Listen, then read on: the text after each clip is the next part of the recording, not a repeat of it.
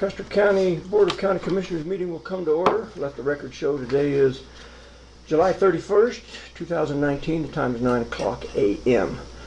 I've asked my longtime friend, 20-some years, Mr. Jimmy Mann, if he would lead us in the Pledge of Allegiance. Thank you, sir. Pledge allegiance to the flag of the United States of America and to the republic for which it stands, one nation under God, indivisible, with liberty and justice for all. Thank you, sir. Appreciate that.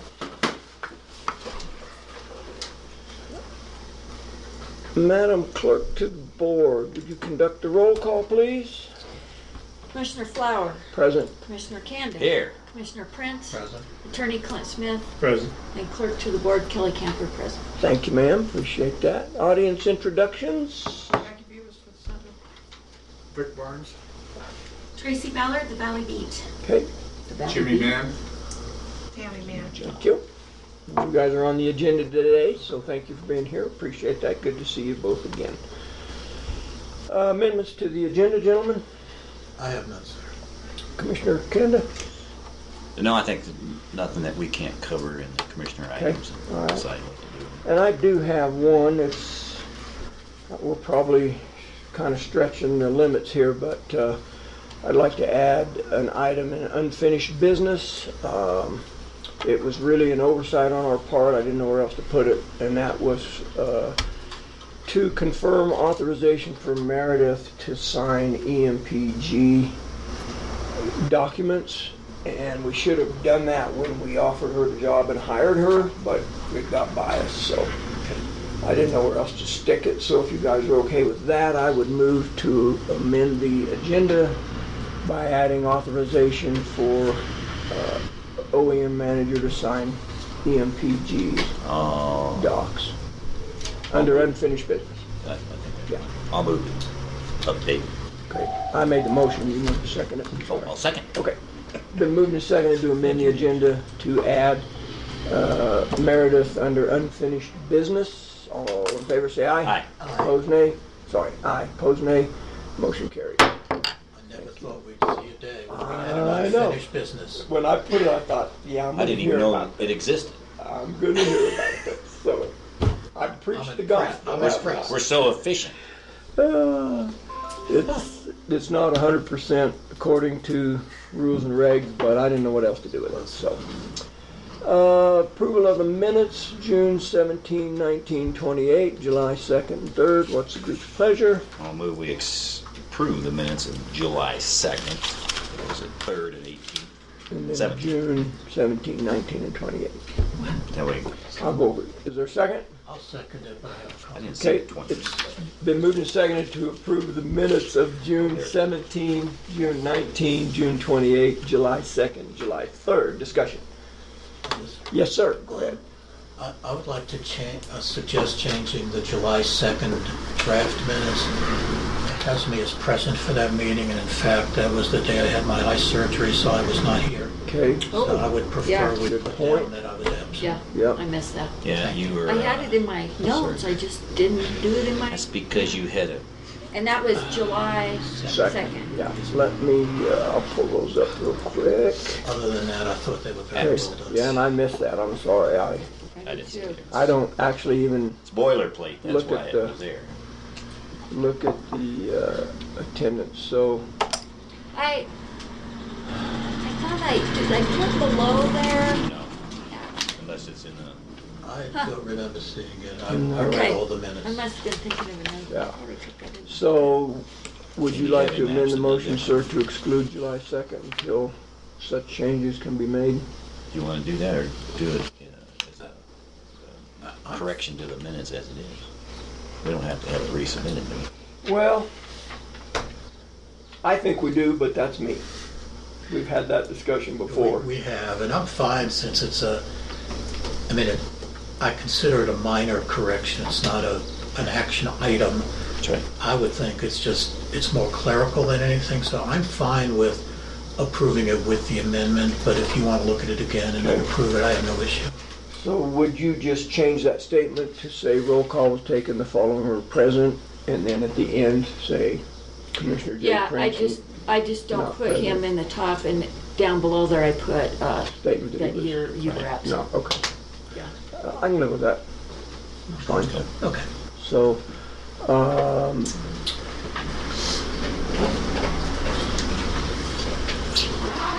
you made the motion. So, Would you want to restate your motion so and include that then? I will move to accept. Do you want me just to say all of them again? No, I'll, Accept the minutes. We'll amend the motion to include the fact that Jay was not present, and Kelly will update it with that statement. okay, I'll second that amendment. We're moving seconded to approve the minutes, or to amend the motion by adding that Kelly will correct July 2nd. July 2nd meeting to indicate that Jay was not here. Right. Good enough discussion? Hearing none, proceed to vote. All in favor, say aye. Aye. Aye. Opposed, nay. The amendment carries. All in favor of the main motion, which is to accept all of the minutes with the amendments. Say aye. Aye. Aye. Opposed, nay. Motion carries. Thank you. Thanks, Ms. Kelly. Appreciate that. Commissioner items. Commissioner Canada, would you like to start? Sure, boy, there's a lot of stuff we did since the last meeting, including right after the last meeting was over. We had a workshop on EMS, and I guess that's an item that we need to follow up on still. Is that something we're going to discuss today at all? I did not. No. We were going to get together with the EMS crowd, Lisa, and It's Monday, I believe. it's going to be, I thought I saw something scheduled. It's scheduled for Monday at 2:30 at Rancher's Roost. That's what I saw. And she invited an eclectic group of people, I thought. Did you look at the invite I did, list? yeah. Yeah, I did. It is eclectic. I didn't see that unless I missed something, but I was, all the board members and Beth Archuleta. The fellow who, Mr. Weisenbach, is he on the board? Yep, he's a director. Then I take back my eclecticness. Okay, yeah. Bob is a board member, Tom Shepard, No and problem. Well, I guess Wiseman. No issue. I whatsoever. forgot. I didn't have an issue. There's no inviting issue. them anyway. Just It's an open meeting. Anybody can come. okay. What was the time for that meeting? 2:30, Rancher's Roost. On what day? That's Monday the Fifth. 5th. Yeah. Thank you. Rancher's Roost. Okay. Okay, so that was the first gig, and then of course that was rodeo week and fair week, and everybody was working 5 different things, all of us included. And the rodeo came on and went, but not before Corey Gardner came and went on Friday of that week. And I have a point paper that I handed to him, and we all had in the ride down the street, and I want to give that to you guys. But I forgot to pick up the folder. So Joanne's going to be by in a little bit, and I'll step out for a minute, and I'll pick up the folder with some of these other things. And it was a long list of things, and because we were able to do it in the wagon that we had for the Amish that supplied for us, we had time to talk about things as we went down the street, and we showed them the affordable housing issues. We talked about the illegal alien problem we have, in fact, and had the deputy sheriff, under Sheriff Barr, talk to that, about the issues we have, and on and on. So I'll give that to you so you know what we had. And in fact, I used the same paper. I gave a copy of that to Congressman Tipton when he was here for the post office discussion. And so, he got the same points that Corey Gardner did, so that was good from both points of view. Also, that brings up a point. I had, and this is a ratification I'd like to ask, and this is something we talked about earlier, is how do we handle, I wrote a check for $150 for the ride down the street and back, and I gave him a coin that I got as a memento of his visit here at one of the shops downstairs, and presented that to him from all of us. So that total was about $175, roughly. So I will. if you have an exact amount. I have the exact amount, and I'll have that when Joanne comes Okay, I by. was gonna say, we can We'll see if we can't entertain a take. motion to that. I did talk to Donna, she says she can hand write up. Gotcha. you not feel it would just be an expense account item? That's what I thought originally. That's what I It was was an outreach, normal thing, so we can discuss that maybe. We'll do that later. So that I thought he went well. He listened to everybody. He got to talk to a lot of people, and it was very good interchange with him and his staff. He had his staffer with him, and as well as Kathy Garcia rode down the street as well. And then that was followed up on following Wednesday. We had a meeting with the Upper Arkansas Blue Line Committee that presented a presentation on the water balance study they're doing and the underground water system that the USGS presented. I have a copy of that, and I can give that to you as well if you want to see what was presented. It was what was presented to all of us over there some time ago, and had about 50 people showed. Was that the Blue Line Committee or was that Upper Ark? It was Upper Ark. Well, it was actually it was Upper Ark and some members of the Blue Line Committee that came over. But it was a presentation that was put together by the Blue Line Committee during the studies that had been going on for that expansion into Custer County at some point, as their intent. So we had a lot of questions. Our next step on that is a meeting I think it's the 5th of September. I'll have to verify that, to go back and see the Upper Ark Blue Line Committee itself. And they asked us to put together the people, the water users and people that are either in that filing or not. Any question, three questions each, so we can get a group of questions that they're concerns of people in the valley. So we'll be putting that together through the next month for that group. We had that broadband workshop not long after that with the mayors and the trustees of the town. I thought that went well. And Jay, you were represented absentee on that, and you heard that. I was there. Oh, you were there. That's right. There was one that you were. I was. I thought it was that meeting that Tom had you on the phone. Discussion on the broadband. I don't know. Anyway, doesn't matter. You were there either way. I thought that went pretty well, and we're going to have a follow-up on that on Thursday at 5 p.m. this Thursday. You got the note. I think Tom did too. To talk an agreement between the county, the two towns, to proceed or not. Can I just make a comment there, just to follow up on that, since it's an appropriate time, I think. I had planned on attending that as a visitor, as a Custer County Commissioner. Hence, I was asked if I would represent the town of Silver Cliff as their attorney. So you're gonna. So I'm going to attend that, and my role will be as attorney for Silver Cliff, since this is a Silver Cliff meeting, and I think the three of us were invited as educational. Yeah, they're going to discuss, I guess, the way ahead from their perspective. Right. Okay. So we'll see what they talk about. Okay, I just want to make. You gonna make it? I want to put on the record that I would be there, but not as a visitor or as a commissioner, but as a Silver Cliff attorney. That makes sense.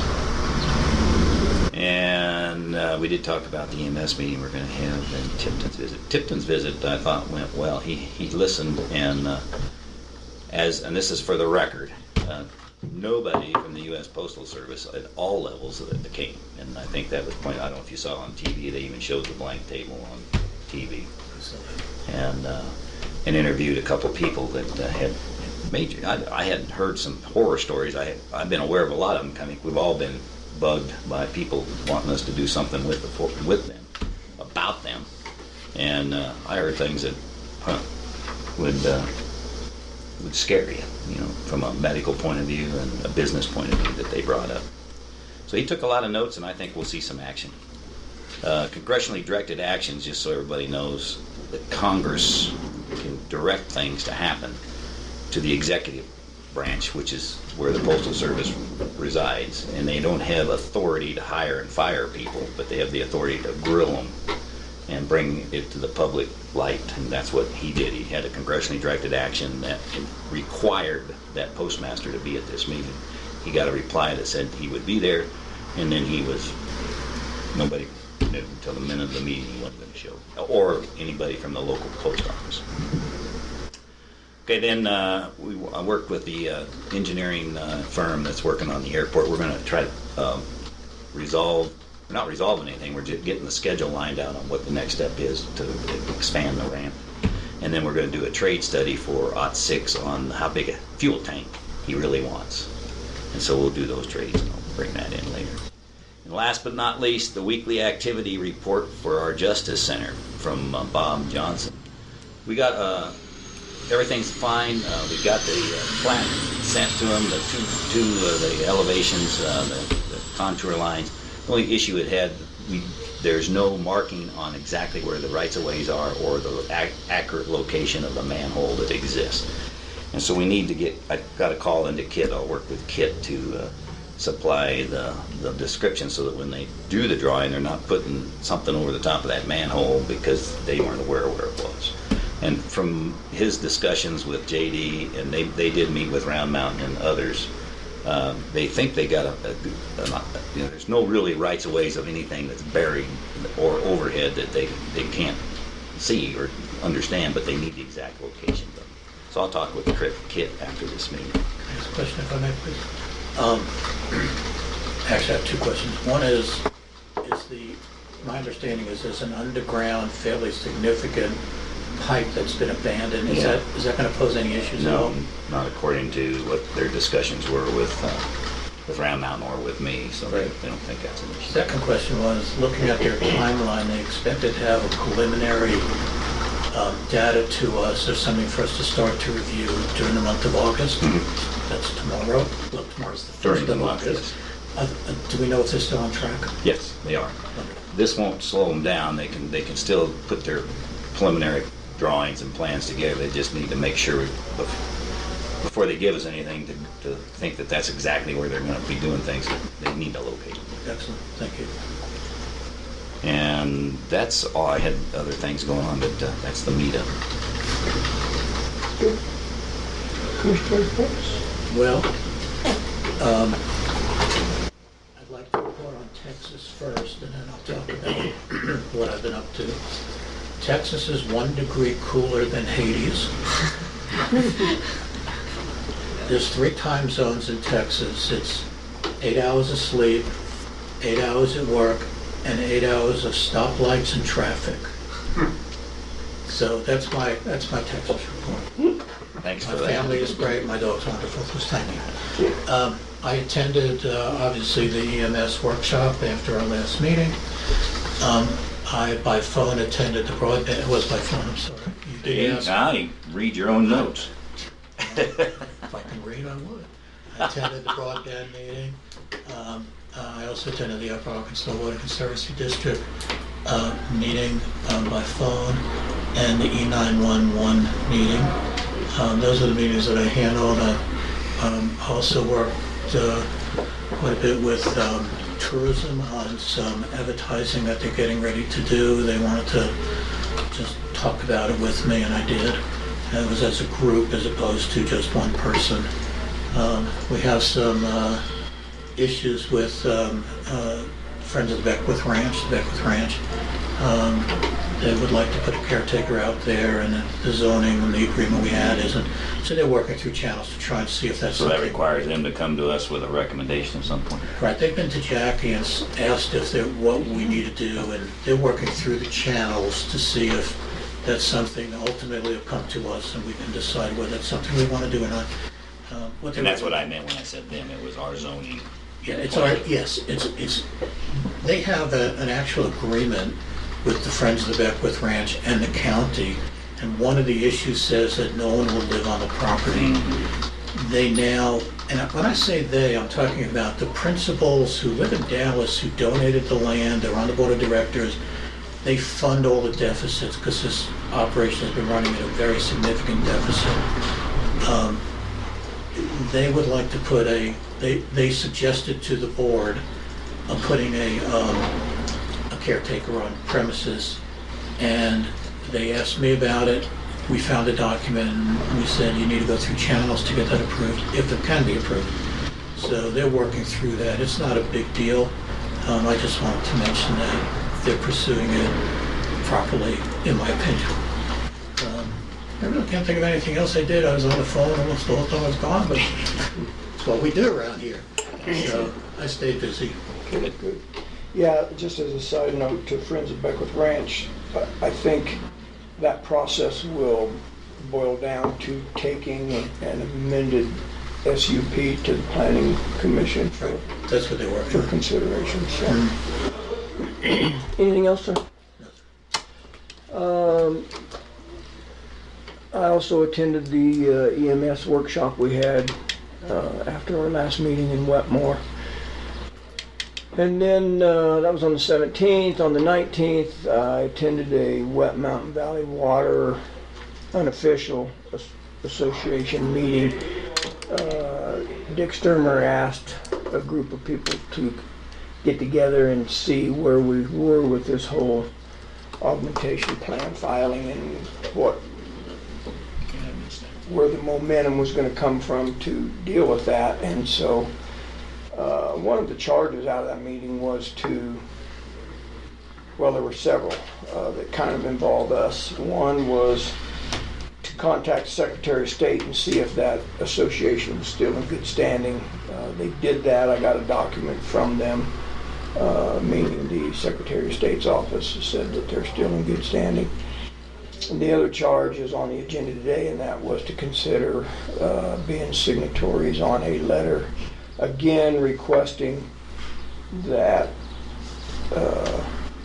actually this letter is to the water court judge asking him to either withdraw or postpone action on that filing. So we'll talk about that later. But and then I spent several days out at the county fair. I would like for us at some point to consider, probably personally, I don't think we use tax dollars to do that, but personally maybe donate some money to help with the cause out there at the county fair, either the livestock sale or help with some additional monies to give out to the kids in the indoor projects or something. I just would like to see the commissioners be a part of that. But we got a year to ruminate on that, so no big thing. Can the fair either put something like that in their budget, or I would really like them to come make a presentation to us. We're making that kind of request. Yeah, and I'm going a whole different route. I'm thinking that maybe the three commissioners could personally pony up some money to have a banner or something, just so we have some exposure. This is a donation, that's fine. But we still need to, I think we should still pursue the right budget for them. Oh, they'll bring a budget to it. No, I know, No question. but it ought to include really recognizing the things that they're doing, extra, that even if it's another banner, after we donate one, that's fine. I'm just saying we ought to support it as best we can as an official board. And I think we all agree with that, but I think the right channels to go through is they present it to us saying, we would like X amount of dollars for the following things. And then Which we do during the budget cycle. Right, and we could approve that. Yeah, I'm But just a talking personal about. thing I have. So meanwhile, can we do something Have else? anything to do with the budget. What would be the timing on it? Well, it'll be next year at some point before the fair. I just thought it would be nice to have the three commissioners' names somewhere on a banner. We support the county fair, and we do that personally, not through tax dollars in the budget. That's all I'm saying. So just a thought. I'll try to remember to bring that back up.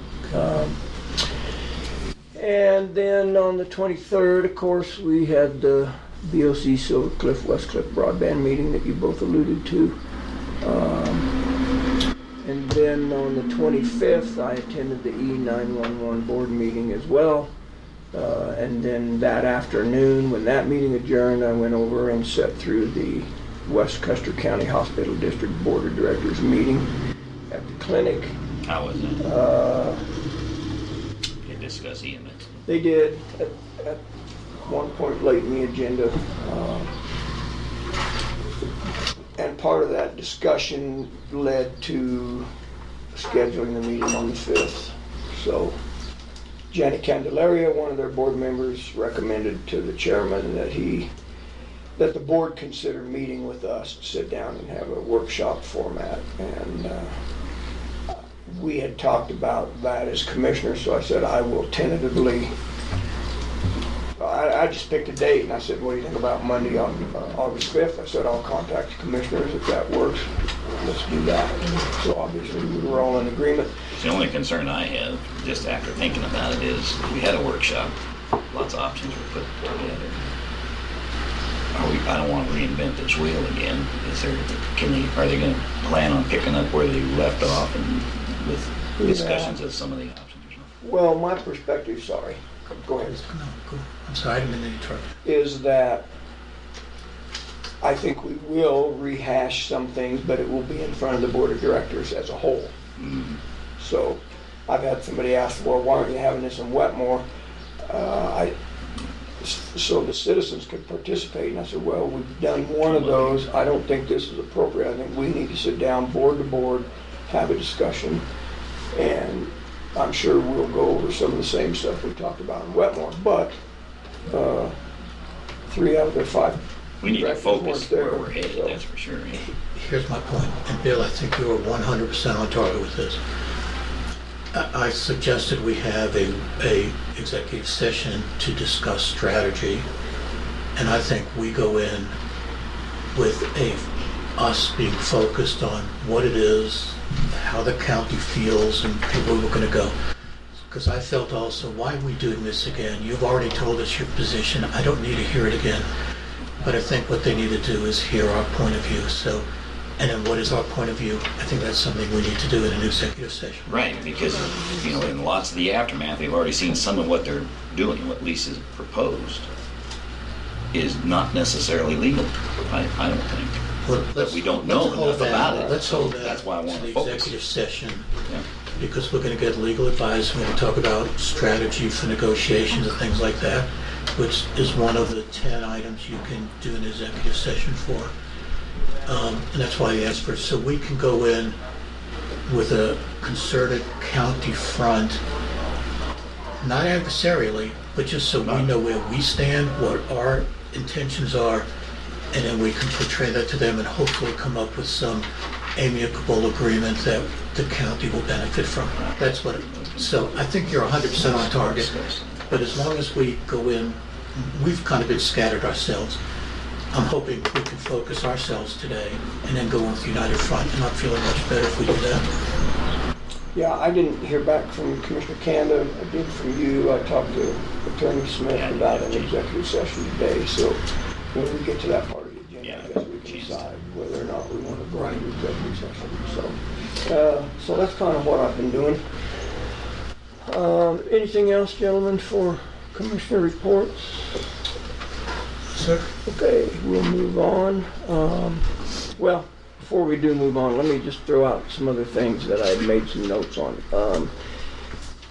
We reported we did get the grant for the skid steer for the landfill. There was a question of where that grant came from. That was CDPHE, Colorado Department of Public Health and Environment grant. It was a recycling grant. The actual name of that was Recycling Resources Economic Opportunity Program. That's where that money's coming from. And it's all can be And used. it was specifically for skid steer, and that's a reimbursable grant. I spoke with the finance department, and I think we'll pay for that initially out of the landfill capital improvement program money, and then reimburse it when we get the grant. So that's the plan there. I spoke to the owner of McCaslin Glass, Chuck McCaslin, about a pass-through window, security window for the Department of Human Services for a security wall. We talked about building a wall, getting a similar situation to have in the courts. You get in some more security. You're looking like this is new information to you, is it? It is to me. I think that's when he was You asked. may have mentioned it, and I've gone over my head. No, probably on the 2nd of It July was when we talked. you weren't here. Sorry. When Laura gave her report. Yeah. That is my responsibility then. No. So anyway, we kind of agreed that we need to do something to give them an additional, well, not additional, some security in the Human Services office, because it's just walk in and walk wherever you want. There's no traffic control.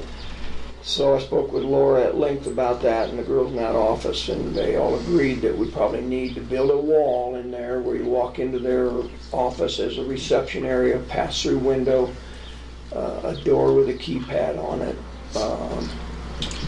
Which is a good point, Tom, because like you said, remember on the VA issue, there were some unintended consequences that came up, so we need to really have them work through what's the con op. You're going to have people congregating in a real small area if we put a wall up. Maybe we just need to figure out what we're really going to do. Well, we know what we're gonna do. Well, how we're going to do it, we don't. We're gonna build a wall, put I a know, glass but- pass-through in, Sure. and install a door. But where? And is it enough room? Have we thought about how to handle it? How are they going to, all those kinds of things. We really That's need all to have a been discussion. Yeah, but not with us. Decided, no,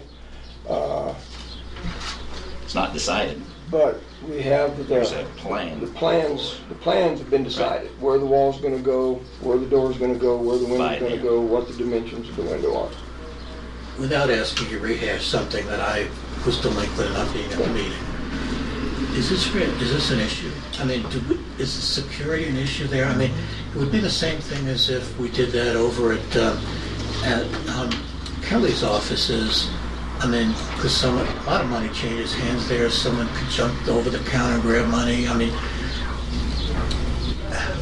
it's just kind of a nebulous question. Right. Is this really Well, a necessity? Let's back up. So this whole idea was a spin-off of our meeting with our insurance company, CTSI. He highly recommended we get some security I in remember there, them saying that in there.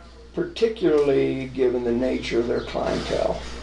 And I happened to be in the other day, one of their clients come in highly agitated, barking at them and demanding this and that, I'm good. and it just reaffirmed my belief that we need to do that. I also am of the opinion that eventually we're probably gonna have to look at doing the same thing in Kelly's office. Maybe. But that's a conversation we'll But I have to agree, have we with Kelly. need that, Tom. All I'm pointing out is sometimes it's how you execute it that you get tripped up on. And you'd find out afterwards, and we could have moved it 2 feet one way or made a different room or even considered something else. It's just, we just want to make, they got a plan they haven't showed us yet. I haven't seen the details, you have. I'm working on gathering all the bids and all of that, so, at some point. But yeah, I've talked to them, you're welcome to do that. They feel like they know what will work in their office, how Right. much room they need, where the door needs to be, what the swing of the door is Sure. gonna be, and the size of the window. No issue whatsoever. Just curious, Yeah. have you thought about where the money would be coming from? Yes, that will come out of building and plant. How much do we have in there? Do we have any idea? I know you probably don't know. I It's do okay. know Do we have exactly. sufficient? Yes, Okay. yep. Because we're So- going to be talking air conditioners in a few minutes, Yeah, and that's going to be a very expensive item. so, Okay. yeah, I can't quote you the number on this project because I'm still waiting on the Gotta final get Of course, business. but, safety is more important than being warm in the courtroom. Although I agree they have to get air conditioning in there. But if we had to prioritize, I'd go with safety over convenience, but that's just me. So I'm fine with the project. Thanks for bringing me up to date. You bet.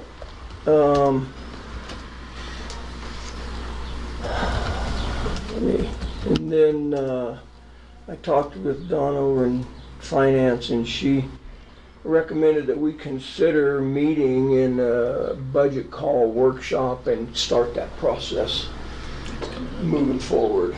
And so I told her I would bring it up during my commissioner item deal. And so probably looking at a tentative date of August 7 after our commissioner meeting to have maybe an hour-long workshop to go through those documents and try to get that process up on the front burner.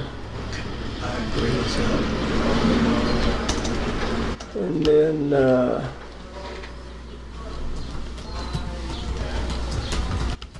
then I just wanted to bring up a question for Commissioner Cannon, I guess.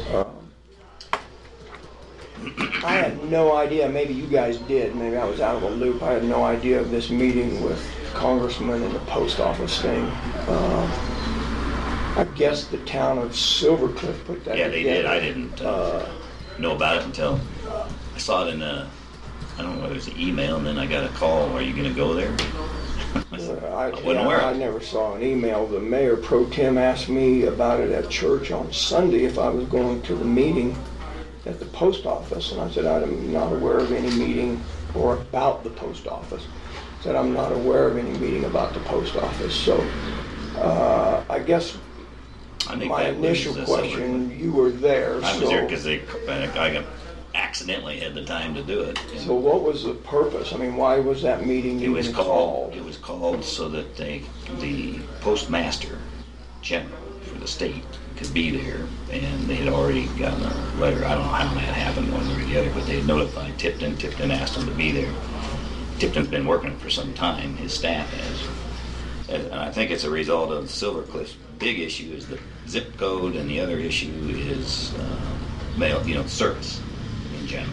So those were the two issues Big they issues, wanted to and talk about. that's right. And so he hosted that. He came down. Steve Winsel was there, or Steve and Buck were there. Steve Laswell and Buck, and then I showed up as a citizen.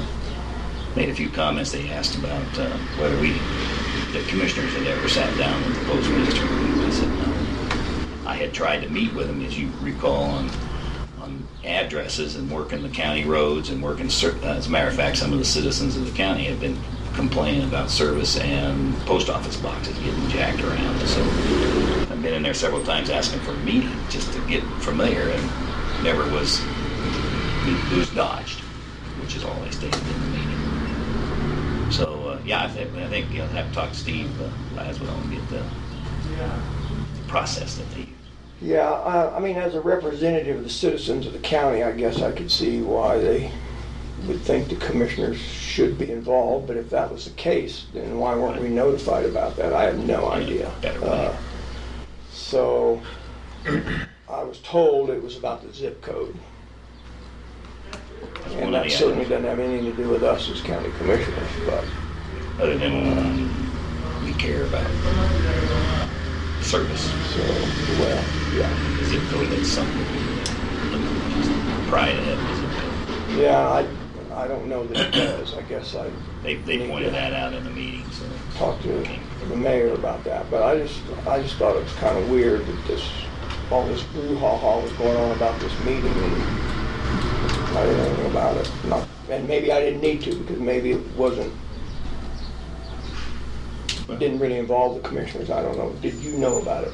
The only way I knew about it was Buck Wenzel sent an email asking if I was attending, and I told him I was going to be out of town. So, anyway. But your point's well taken. I mean, this is a county issue because it affects the citizens of the county, the mail service or lack of it, and we should have been officially notified that there will be a meeting on such a day, such as a time, and the commissioners are invited to attend. I believe that would have been a better protocol.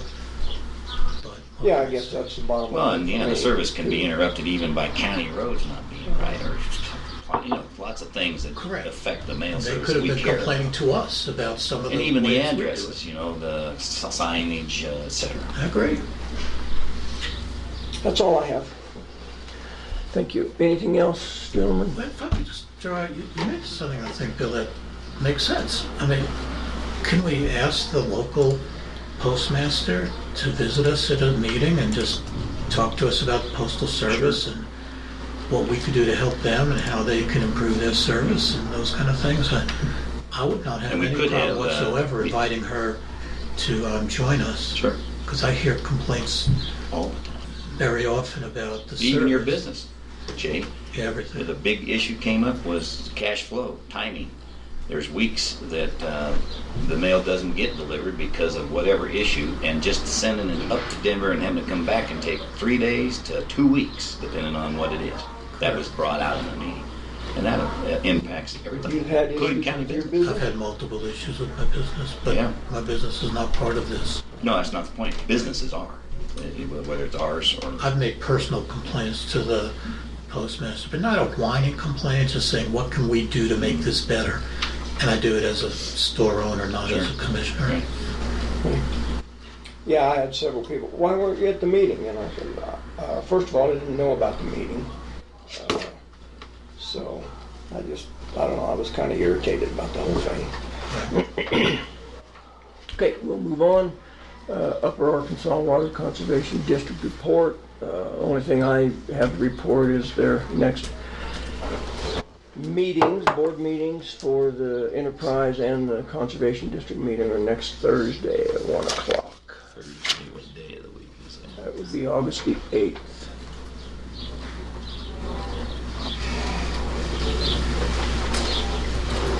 Okay. I did meet with one of the, I didn't really have a meeting with him, but I visited with one of the board members, I guess that was yesterday. Tony Telk was here, did a little tour of the valley. He's a new member on Upper Ark Board of Directors, and so Randy Rusk invited him and some other individuals to come down. He was the only one that responded. But came down and did a little tour, and so I visited with him about that. He was adamant about how can I sit on that board and be expected to have any input or may help make decisions about this whole water issue without coming down here and having an idea of what it's all about. So I really appreciated that. I appreciate that comment. Yeah, he's a reasonable person. So other than that, obviously the Upper Ark thing's on the agenda, so I'll wait for that. But anything else? No. Mr. Campbell? I believe on the 21st, they're having phone conferences with the Yes. court again. Yeah, it's a good point. August 16th is the deadline to respond to the preliminary engineering report for Upper Arkansas's preliminary report to the courts, and then the 21st is a conference call. I'm glad you brought that up because I'll send out an email to those opposers that live in the county reminding them, but the water referees made it very clear anybody that's not on that phone conference call on the 21st will be dropped from the opposers list out of the action in the water court. So go ahead. I'll look up the time for that. Rhetorical question, I think, but Upper Ark made it very clear to us that they have and will not amend their blue line expansion that they have proposed or they have filed with the court. They didn't say they wouldn't amend it, they said they wouldn't withdraw it. And because what they're doing with each, we had that question the other day in the meeting. They are amending it as they resolve the injury questions that are coming up by each filee at a time. So they can adjust it, and that's what they're doing. They said, it's one of the questions, and I've made a statement in there. If you're doing it for this guy, how do we know you haven't injured this guy? Or if it's good for him, is it good for the rest of them? Are you carrying it across so that it affects everybody equally and justifiably? And they said yes. It's very different from the way I heard, because I was at the meeting. I heard that, and I could be very wrong. And I'm not saying that I'm just saying what I'm they said. correct, but the way I interpreted it, that this is the blue line, this is what we want the court to approve, and we're moving forward with it. I was unaware that they're willing to amend this blue line.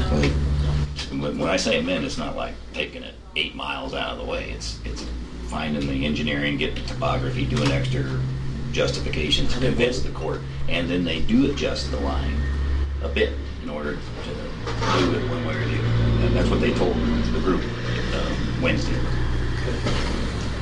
Yeah, I think the amendment you're referring to was to amend the augmentation plan that was filed to include withdrawing Custer County from it. We never asked them to withdraw the entire filing. Oh gosh, no. We asked them to amend that filing.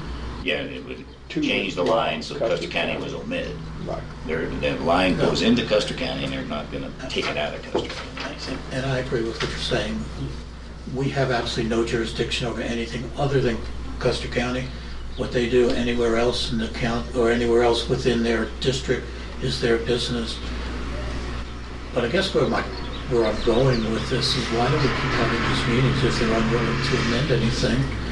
I mean, I'm going to say it again. So you can try and talk the farmers into agreeing with them? No. You weren't there, and neither was Tom in the Blue Line Committee meeting we did have with the group that went over there. And in that meeting, they stated that we've got, well, it's in the referee's hands.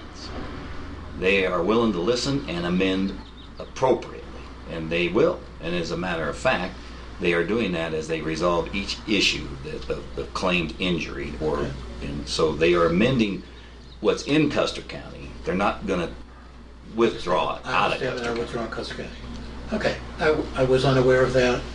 It's new information. And so the reason we're continuing to meet, because I'll give you the minutes when they get here of that meeting. You need to read them. I would like to. Because I hammered time and time again, and the guys that were there for the Wet Mountain group heard it say, we want it withdrawn or amended to be a plan that is acceptable, whatever that means. And if they're amenable to changing it so that it is acceptable to our water right holders. Right, that's the and whole for the point. benefit of this county, Mhm. that's great. And that's I didn't why, understand that. and that's why we're going to continue to meet until it's out of the referees, and that's 18 months. They told us in that meeting that that they were willing to adjust, change, come up with the information, whatever that means. And that's why it's important that we're going to keep the heat on them to not just think we're all happy now because they said 3 things in one meeting. So they're going to bring 3 questions each. That's what I mentioned earlier. That can be things just like you said, Jay. It could be anything to help understand or to know what the majority of the water users care about in this county. And our whole point was that's not the plan we want if we need one. So that's the discussion we'll continue. I'll drop it, but thank you for that explanation. Yeah, I think, I sent you guys the minutes at some time. who takes those minutes, do you know? They did. It's abroad. Yeah, it's a recording they made, and it's verbatim, pretty much. It's a pretty good set of minutes. I'll give you the hard copies, then you can read them. Yeah, my perspective is I think Avaro's going to try to individually pacify each opposer. Actually, they did. And I think our hope is that they do not lose sight of the big picture while they're trying to make John Doe happy with. That's moving exactly it the on. issue, Tom. We spent 30 minutes discussing, well, not that, 20 minutes discussing that issue with them on Wednesday. Anything else on Avaro, gentlemen? No, sir. Oh, sorry. Mr. Barnes, you had a comment. Well, I was just going to comment. I get all those letters from the Law of the Rockies, and I think maybe the problem is how you interpret amend, because I think what they're doing right now is they're dealing with individual, like the city of Fountain and Canyon City. and they're dealing with them individually, and they're resolving their issues, but they're not really amending Right. the blue line per se. No. I haven't seen any new amendments to the blue line at all. So I think it's an interpretation of what amendment is. Right. I don't think that's an amendment. Yeah. No, I We agree with discussed you. that in that meeting. I don't either. I know that Canyon City and Fremont County have stipulated, but to me, that's not an amendment. They just got them to agree to go along by promising whatever. So if you gentlemen are interested, I can give you the phone number for the conference call. Yeah, I thought you were going to do that anyway. I will be on it, but I'll be on it for West Cliff. Okay. Yeah, send it to me too. Okay, I'll give it to you right now. 888-909-7654. And the conference code is 987565. And that is at 10 o'clock on August 21. Okay, thanks. Yep. Okay, we'll move on then. Attorney items. At your request, I did send a letter to Tim Kunkelman and Tony Hasnick of CenturyLink explaining why the county was declining to pay that direct administrative charge or fee that they'd added onto the bill. I sent the letter to both of them along with attachments of the letters I'd sent to the collection agency. I haven't heard anything back on that. I spent quite a bit of time doing some research. I had a request for a legal opinion regarding the ambulance issue. So I did some research on that and sent you a memo. And I also, in going back through what I'd done in the past, I found another memo I'd written 4 years ago to the Board of County Commissioners. I sent a copy of that to you. And I spent some time yesterday. Kelly was very helpful going through some records. JD was helpful. I went over and took a look through the court file for the hospital district records to see what was in there. let's see, as usual, I spent some time talking to Jackie Hobby about various zoning issues that are going on in the county. And so it's just a constant thing dealing with people that, I mean, this one individual has actually had a vault, I mean a vault, but he's never had it hooked up to anything or plumbing. And so she went out there a few days ago and pretty much shut the whole place down until he comes into compliance. And it's just those kinds of things that are going on. And 2 days ago, I got I'd forgotten about it, actually been solved. Oh, our lawsuit? Oh, no, well, this is Colorado Civil Rights Division Oh, okay. saying that, surprise, they found no probable cause that we discriminated against Mr. Howard, which is, this is so irritating to me because he files the same complaint, and this one, he filed it against Custer County government. The ones in the past were filed against the sheriff. This one never really specifically indicated it was the sheriff, but that's how they treated it at Civil Rights Division. And they even made a finding here that he had never even applied for a job. He said he applied and he was discriminated against for the same issues he brought up before. And they made sort of a matter-of-fact finding that he never applied, but they don't admonish him or anything else or tell him quit doing this. I guess the good news is that back in May I sent him an email telling him that if he kept on going after the county, any of the county officials, I was going to pursue injunctive relief against him. And I told him he'd be hauled into court. Then he filed a complaint against me with the FBI and a number of other agencies that I was threatening to kidnap him, I guess, and physically drag him into court. But since then, he's dropped out of sight again. Nobody's been having any communication. Shannon told me that he thinks he understands that Mr. Howard is now focusing on the sheriff up in Fremont County, but that's fine. And all of the cases that were pending against some of the local businesses here and individuals, those have all been resolved against Mr. Howard. And I guess that's what's been going on. Well, I would guess since we're live streaming, there might be a chance that he resurfaces now that We'll see. I mean, we kept his name out of it, for a long time, but right. I mean, if he does, then he is going to face consequences because I'm not going to just keep letting him file these things. And I wish that somebody would listen to my complaint against the Colorado Civil Rights Division they say, well, by statute, we have to treat every one of these as if there may be some merit to it. That's ridiculous because they've dealt with hundreds of complaints from him. Good job security up there as well. I guess. All right, sir. Thank you. I'm assuming that in reference to the work you've done on the EMS, we'll have that discussion in executive session today. Is that Right. I have some information on answering whatever questions you have and decide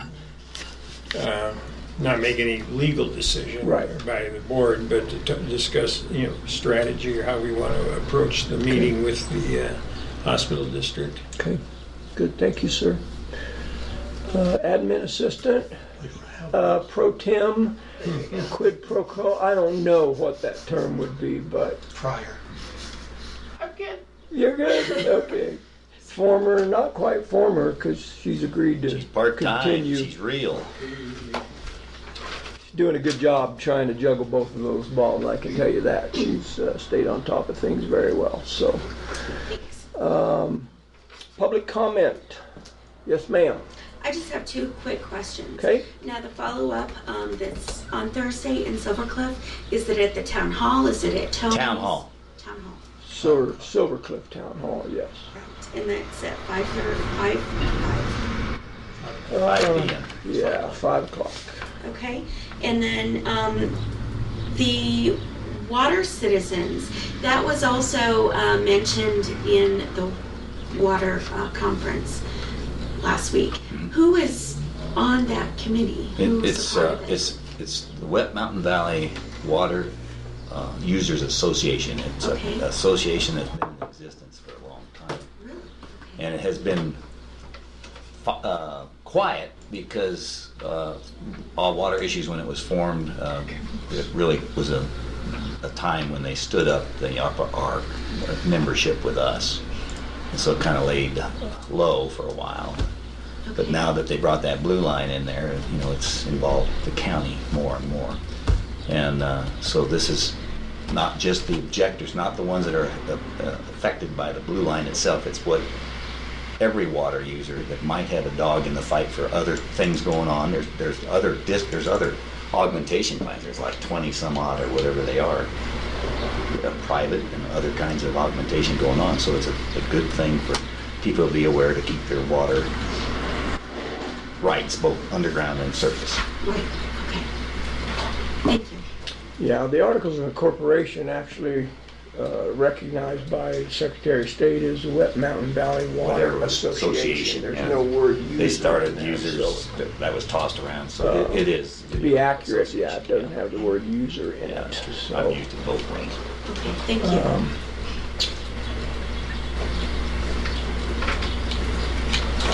And the last functioning chair of that association was Keith Hood. So we're assuming that, according to the Secretary of State's office, nothing has changed. But And I asked Keith for the last minutes they had, and he thought he had them, but you can't. Good luck. Yeah. anything else, ma'am? Any other public comment? Yes, Has ma'am. anyone talked to Keith about original paperwork from, has anyone talked to Keith about original paperwork from the clinic institution?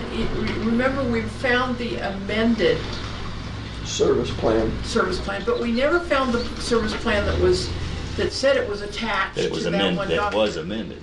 So we don't really know what that said, and I don't know whether Keith has it or not. I've been thinking about calling him, but if you guys have, Did not ask him specifically that, no. So, That original plan ought to be filed the more somewhere. paperwork, the better. And I'll tell you, I spent hours at the library and found very little, except that this is an ongoing issue and has been for quite some time. yeah, I agree. I get the general sense that because we're meddling, we're going to be the ogres of the county for sticking our nose in other people's business, but I'm willing to take those shots because I think, Well, that's our job. I don't think We we're need to going to keep- be accused of meddling. pardon? I think we need to be involved, and I think you're right. We're not meddling. With all due respect, I know. Put the shields. This is our citizens. That's right. We're not meddling. We're not ogres. We're doing what's best for our constituency, and we're going to have to do whatever it takes to make sure that our constituency is taken care of to the best service we can provide. So, Yeah, I in all hope due you- respect. No, I don't think you heard what I said then. I was going to say, I'm assuming you heard what I said. I said, I think we are and are going to be accused of meddling. I do not believe we're meddling. I think we're going to take some shots Maybe. And I'm fine with That's that. being it. accused of meddling in stuff that's none of our business. That doesn't It mean is I our believe business, that. right. No, Sorry. you don't want to get me started on that this morning. We'll I'm go just on to it saying, in a little while. certainly I've had some shots already about, why don't you stay in your own lane and mind your own business Yeah. kind of conversations, so. Yeah, don't turn the lights on. That is our business. That's all we got to say. Too bad. I may be able to shed a little light on what she's asking about here through some of the records that Kelly had, I saw something. which we're talking about an amended service plan. Back when the hospital district, when they were petitioning to get it started in the first place, they had a proposed service plan, and by law it had to be submitted to the commissioners for the commissioners to approve it. When it was submitted to the commissioners, then they had 3 things they wanted changed in that or amended. So there was an amended service plan back then, which ultimately became the service plan that was approved in, I think in March of 1988. So when there was talk about amended, that was just as a prelude to getting the final service Right. plan approved. Yeah, and they really, according to the documents I've looked at, downplayed that whole amended process. Well, hell, there were two major amendments. And the language says very simple amendments that are kind of standard procedure. Well, it wasn't. It was one, they changed their whole status with the state to go to a rural healthcare system instead of an emergency room. So there was a lot of snow falling in those days, it seemed to me like. But anyway. Yeah, that's right. Good point. Any other public comment? If not, we're going to move on.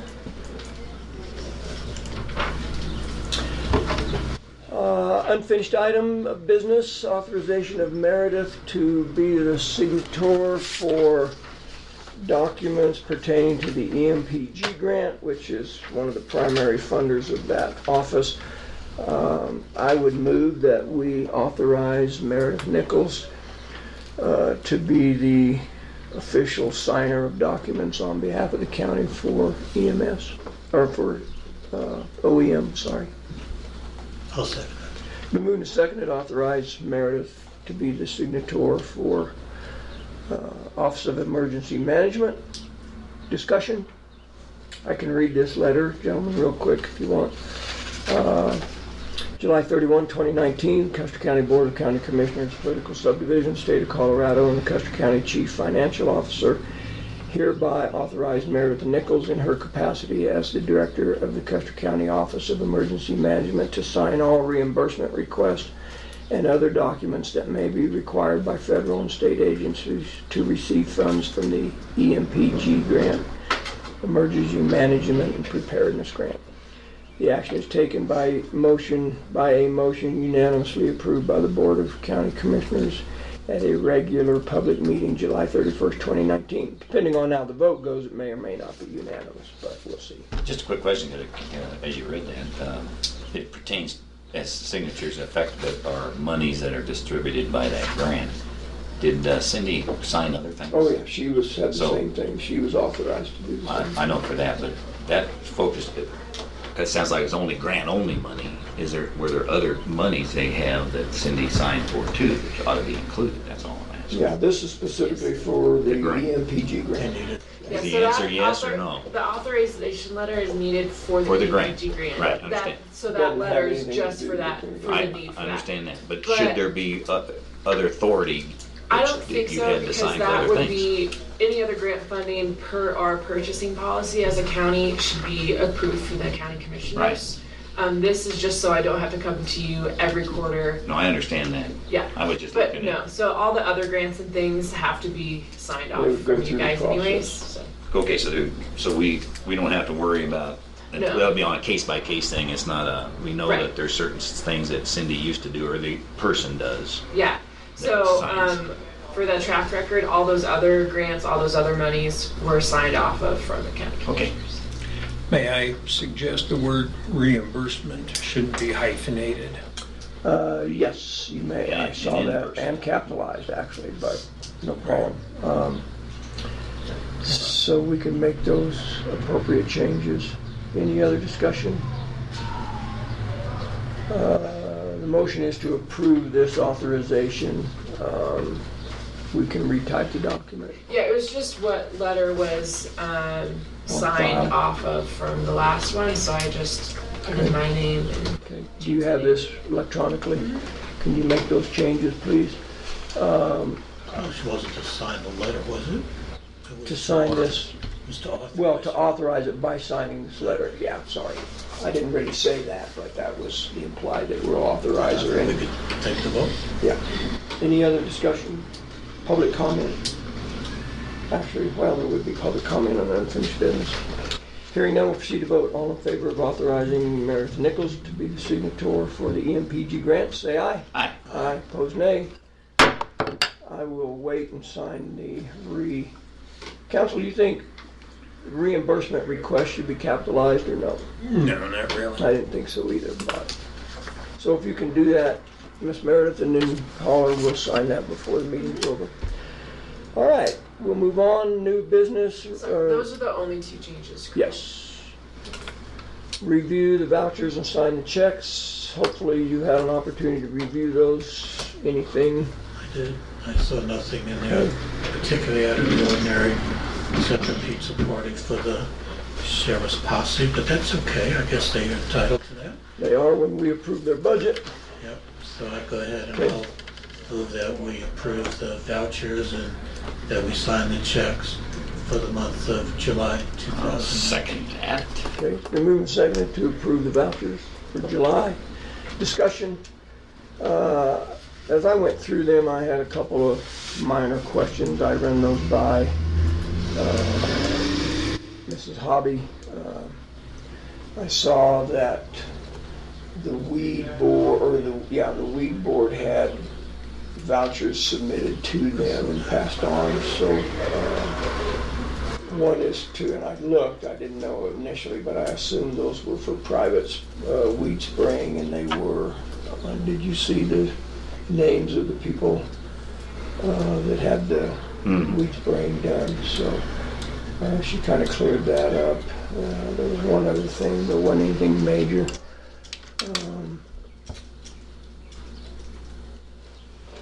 Yeah, I don't see it in my notes. So anyway, I didn't have any problem with those. Obviously, the Fair Board got, thank you, ma'am. Fair Board got their vouchers in for partial reimbursement from expenses from the fair. Sorry. You bet, thank you. Further discussion, public comment? Hearing none, we'll proceed to vote on approving the vouchers. All in favor say aye. Aye. Opposed nay. Motion carries. We will. 3 minutes. Oh, can we? You said, I thought you said we do I have. know they've been waiting, but I sure could use Yeah. a quick one. Try to make sure we get them all separated and we don't miss initialing one of these. Okay.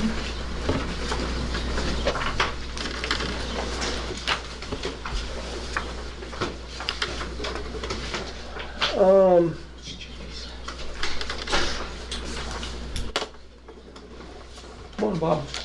Didn't see you sneak in. Sorry, I was looking elsewhere.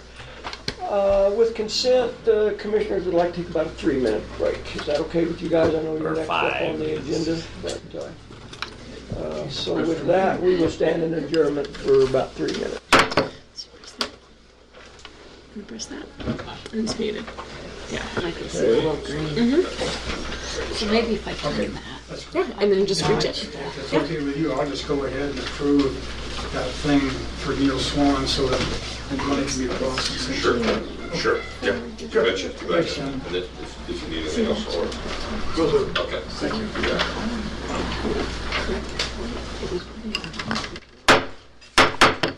Meeting will reconvene. Time is 10:14. Next item of business on the agenda is, bear with me, consideration of a road vacation in Rosita. You folks are more than welcome to come forward, one or both, whichever you prefer. We can get another chair. I don't think the boss will come, but I will. Good morning. Morning, Jimmy Man. Yes, good morning. Nice to meet you. Thank you for Meet your you formally. patience. Okay, I'm gonna give you guys each one of these and make it a little easier to see what we're talking about. This is about lot 42 in Rosita. Yes. The vacated street on this is actually the closing information as well as the title search. Please, have a seat if you'd like. Okay. Yep. Make sure. On the very last page of Can we your, get one more for county? oh, you want one? I do, I need one. Yeah. Sure, I'll give you lots of them. Okay, the last page on the little packet I gave you, of course, explains that this particular road right there in the middle sentence says that 352 and 3 is now vacated. According to J.D. Hendricks, it's not vacated, so he suggested I come here Okay. and visit with you gentlemen about vacating the street. Now, I don't see where it says that it is, oh, I see it. It's Sorry. right in the middle Yep, there, yep, yes. yep. I was in the wrong paragraph. Yes.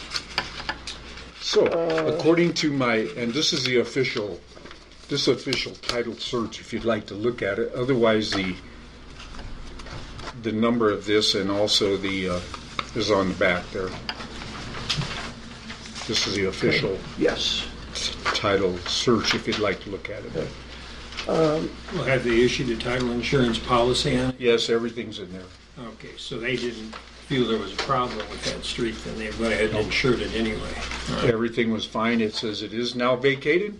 JD says he does not have that on file, so he said I suggest you visit with you Okay. gentlemen and see if we can't get this fixed. Okay. Okay, so here's what it is. Can I interrupt just a second? Oh, sure. Miss Meredith, I tried to call Jackie. Could you try her again for me? Jackie Hubbard? I don't think got she's Vic here. here. I Oh, think she's not that's here why now. she. That's why you're here, isn't it? I think Jackie's out on Okay. inspection. I didn't know if she was gonna be out all morning or what. I knew she had an inspection today, but. Well, you already have a map. Well, anyway. Yeah, that's okay. That's came from planning. Okay, so as you can see, the little street is in yellow, and the one I gave you.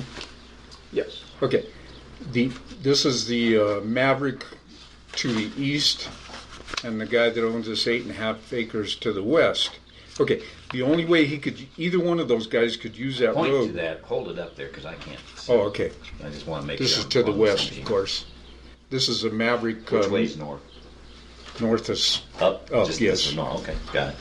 Okay, so the Maverick mining claim is this one to the right here Right. that's sticking out there. Okay, that guy could use that road, but he would run it. In other words, this street is landlocked on 4 sides. So if that guy went up that street, he would be stuck at the property line to the west. Right. If the guy in the west went down the street, he would run into the Maverick load. Correct.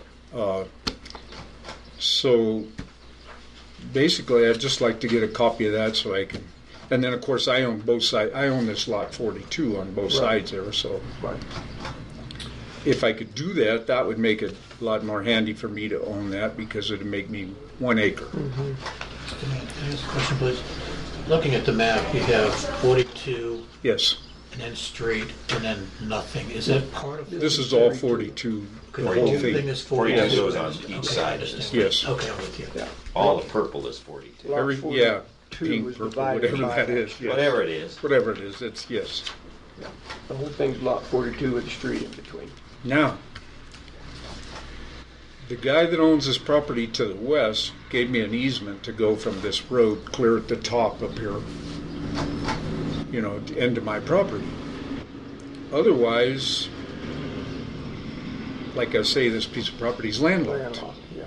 So and also, it hasn't been used for a street for about, well, let's say a long time because there's a 15-foot drop on both sides. So how do you get to your 42 then? What's Okay. your road? What do you See want? this road at the very top right here? Yeah, it says All right. street.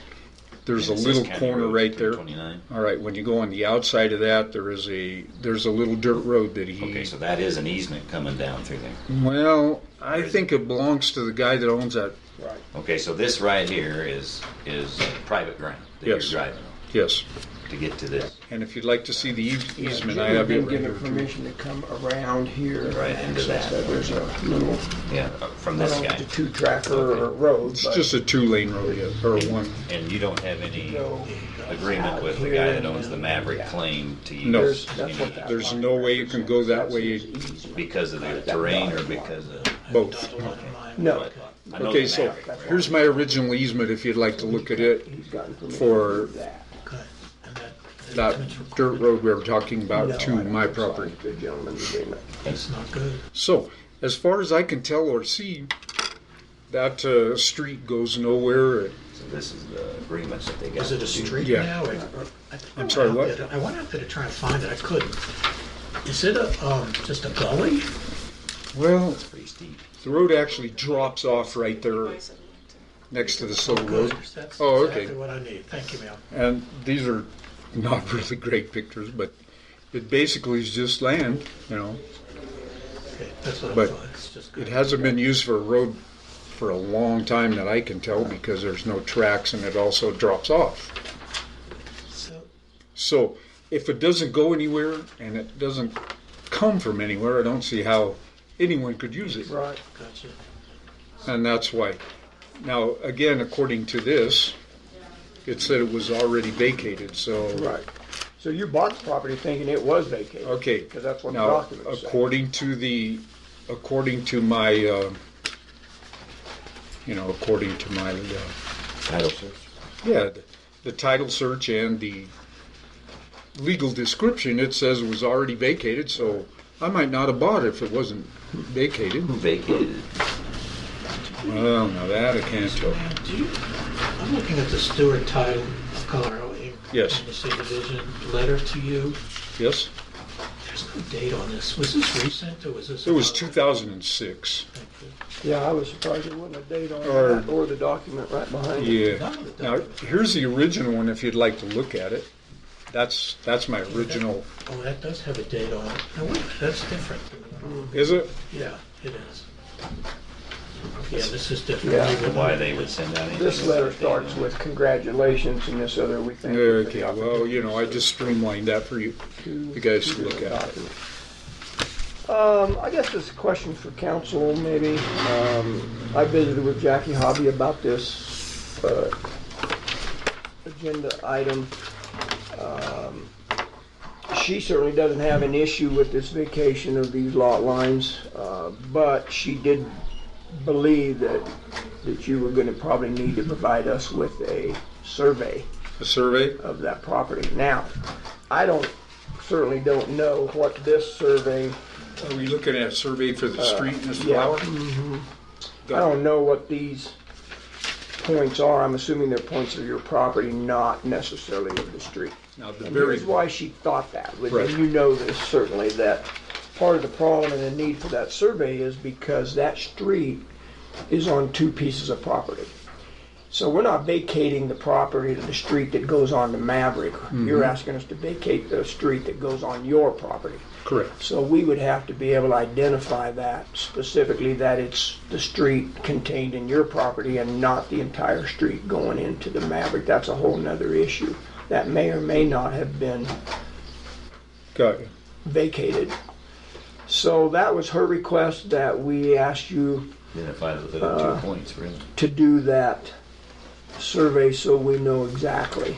Okay. And that you would know eventually that it's been surveyed and this is exactly what was vacated. I have nothing to do with. We're just Part talking of the about the street. street through It's my on piece, is your that correct? property. I understand. Exactly. Okay. And if we just vacated that street, that means we're also vacating into Maverick and certainly without them being there, I don't think that would be appropriate. Council, do you have a way in here or? Well, obviously you can't use a street, nobody Right. can use that street. First place, it's landlocked, which means nobody can go out, nobody can come in Yeah. without trespassing, of course. So, he just asked me to discuss it with you guys and see what you had in mind. Yeah.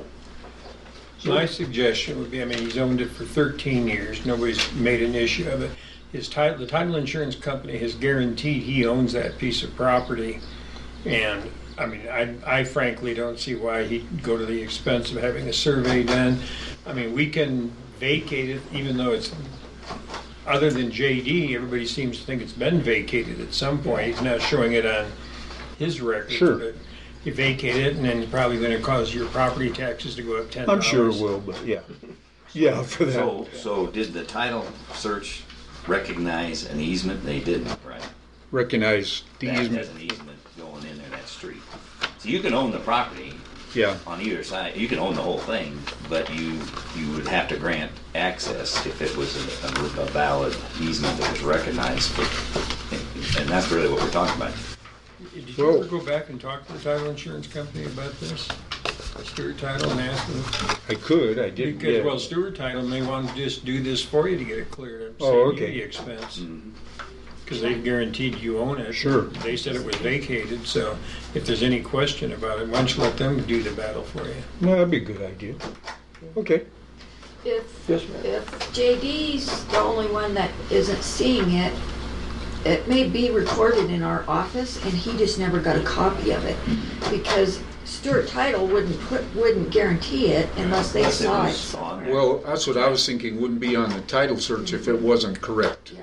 And, But- and this part of it on this thing is vacated because that's what those little, Dash line. yeah.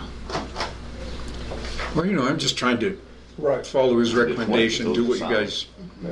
want me to do. Well, I to fix support this. the road vacation. If we legally need to get it surveyed, then, obviously we need to Okay. do that. If the board wants to entertain a motion to vacate this road that is within in lot 42, then I think that would take care Well, of. if you did our it that way intent. with a stipulation that nobody else is complaining, that okay, or what? We can vacate. I don't think we can do it with that. It may already be done. Yeah, that's why I think he needs to go talk to Stewart Title. They may have unearthed And I the can look in document. our records and see. So, can I suggest that we do a little more research, postpone this till our next meeting, the decision, so that we can have our ducks lined up and understand what we're To doing? know what we're vacating, Or if it needs to be. or if it needs. If it needs to be, I don't have a problem with it as one of the commissioners. So but- you still recommend I go visit with Yeah, Stewart? go talk to him, tell Okay. him what the She, assessors Kelly say. can find out what legally we think. How hard is it gonna be for you to find it? I mean, Depends on when it was done. yeah, well, that's, I mean, If you Stewart bought would it already in- have all that in their file. Yeah, yeah, they should have it. Probably be a lot quicker to just talk to them, tell them what your problem is, and they have to Okay. come up with that document they relied on. When did you buy it? 06? 2006, I believe it was, yes. So if Stewart Title has that, would Just it be be a- necessary for the Mans to come back before You'll be the able to find commissioners? that pretty easy. It'd It's just already be a, been vacated, it's done. You could do it on our next 3-minute break. And that may be why the words now vacated are in here, and JD just never got the paperwork. That's what Got I'm it. thinking. So, I'm just trying to do it correct, Yeah. whatever you guys would like. Yeah. do you have a recorded easement to get from the street at the very top there onto your property? I'm sorry, I didn't hear you. What? Do you have a recorded easement? Yes, I do. Perfect. It's right here if you'd like to see it. Okay, I don't need to see it. 12-foot wide access easement. That's the easement right I there. was just concerned. I brought that because I thought you might want to look at it. You don't want to lock yourself out. Yeah, They wouldn't have insured it without access. I knew that. They're satisfied. Okay. Yeah. I have a feeling we're not going to have to see you again, but I have a feeling that okay, so Kelly has it exactly right. You're It's going to probably look it up gone. then, or- JD just okay. doesn't have it. I appreciate that, thanks. Unless you want to come back and watch us. Well, I like you guys, but not really It's that a lot of much. fun. You can have fun this morning. So, if you're okay with that, why, we will postpone any action on this. and, I'm assuming then you'll let me know what you'd like me to do after that. I guess it would maybe be the other way around. If Or- Stewart Title comes up with their documents, Either then, Stewart or Kelly, Or one or Kelly, the other either finds one. it. If there's something that they find that shows it's vacated, it's done. then I don't Okay. think you'd even need to come back. We'll know that through Kelly. You'll let me know one way or the other. What's your phone She number? will, right? Yeah, you have a Okay. phone number for Miss Kelly, if you don't mind giving that to her, she can contact you. 371-1113.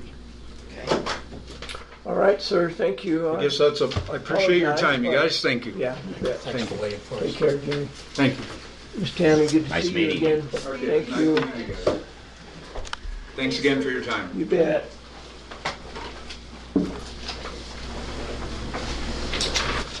Okay, next item of business, consideration of waiving the landfill fees for severe weather assistance. Miss Jackie asked to put this on the agenda. In the past, apparently, the commissioners have waived landfills for certain circumstances. And so I went out and toured that damage from the tornado. There was significant damage, but not significant debris. And, I've been informed that somebody is willing to take all the damaged metal, so it would not be going into the landfill, it's just the other debris. So she recommended that we consider signing vouchers to the people that are affected by that. There's 5 of them.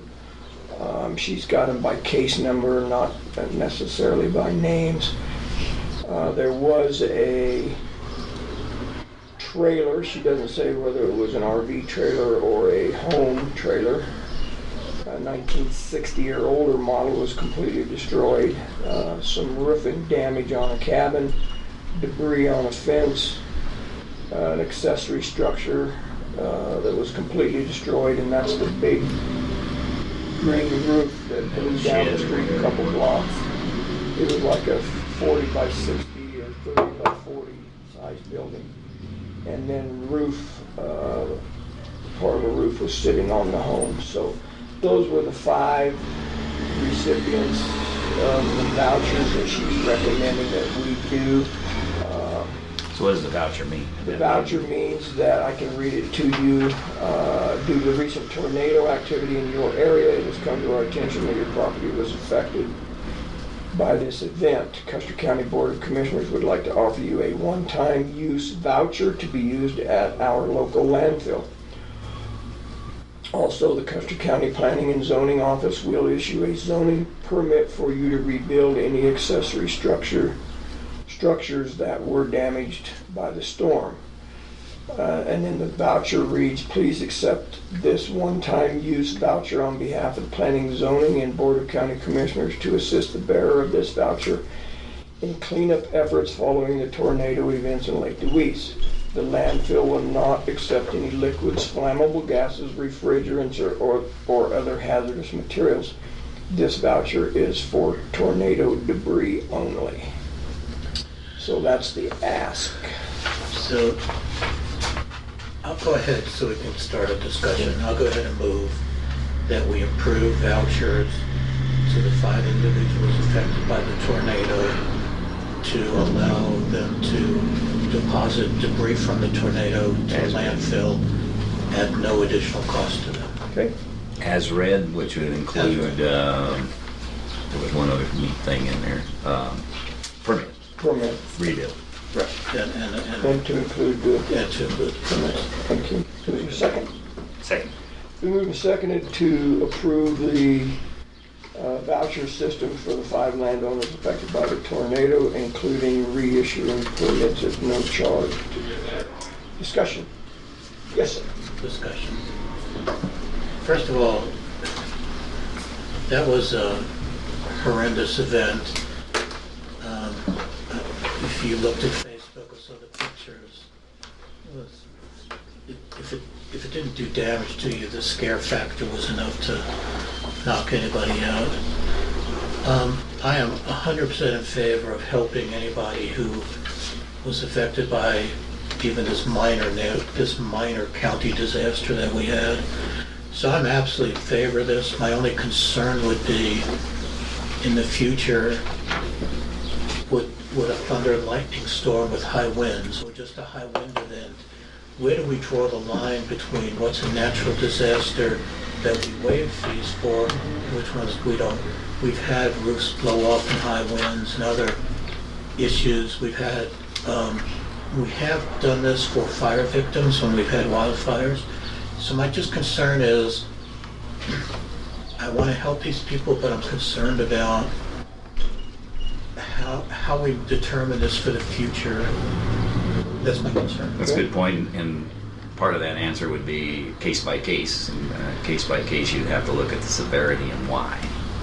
And so you got a good point, because the severity of the last big winds that came over here that wrecked everybody's place, including my house. I never got you guys to relieve, or the board to relieve me dumping stuff into the dump. Or a permit to put a new roof on or whatever. But yeah, I didn't. So that's my only concern. How do we quantify so that we could be equitable with all of our citizens? You didn't see Fair. Yeah, it's incredible. I saw that picture.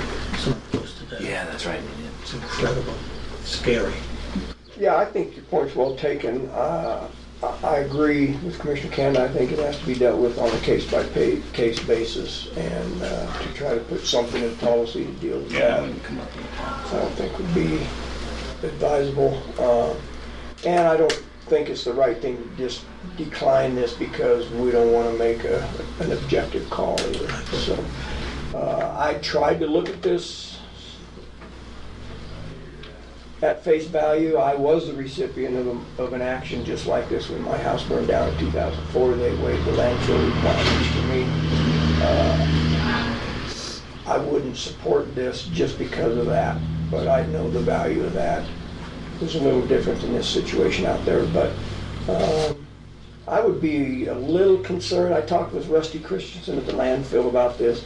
He also said, yeah, that's the first thing I thought of was the amount of tin that would end up going into the landfill. It doesn't go into the landfill technically. They have to separate that, and then eventually it gets recycled. But he said if it doesn't include all the metal, he said, I certainly would support the commissioners doing that. So I'm willing to take a case-by-case look at these as they come along and Just for the record, it is what we do, is help people.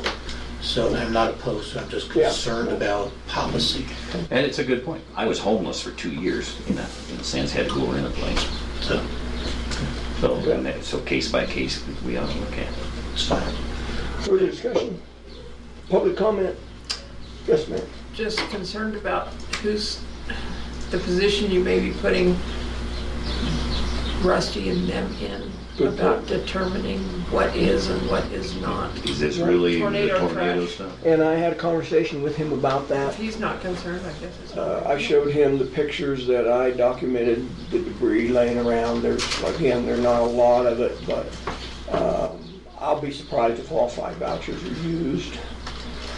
But we did talk about check for refrigerants, check for propane bottles. They know they're gonna have to do that. And then also check that load for normal household garbage. And he said we would just ask them to put that aside and we would charge them for that. And that's why the last sentence said that this voucher was for tornado debris only. So there was an effort or an intent there to deal with that. Yes, ma'am.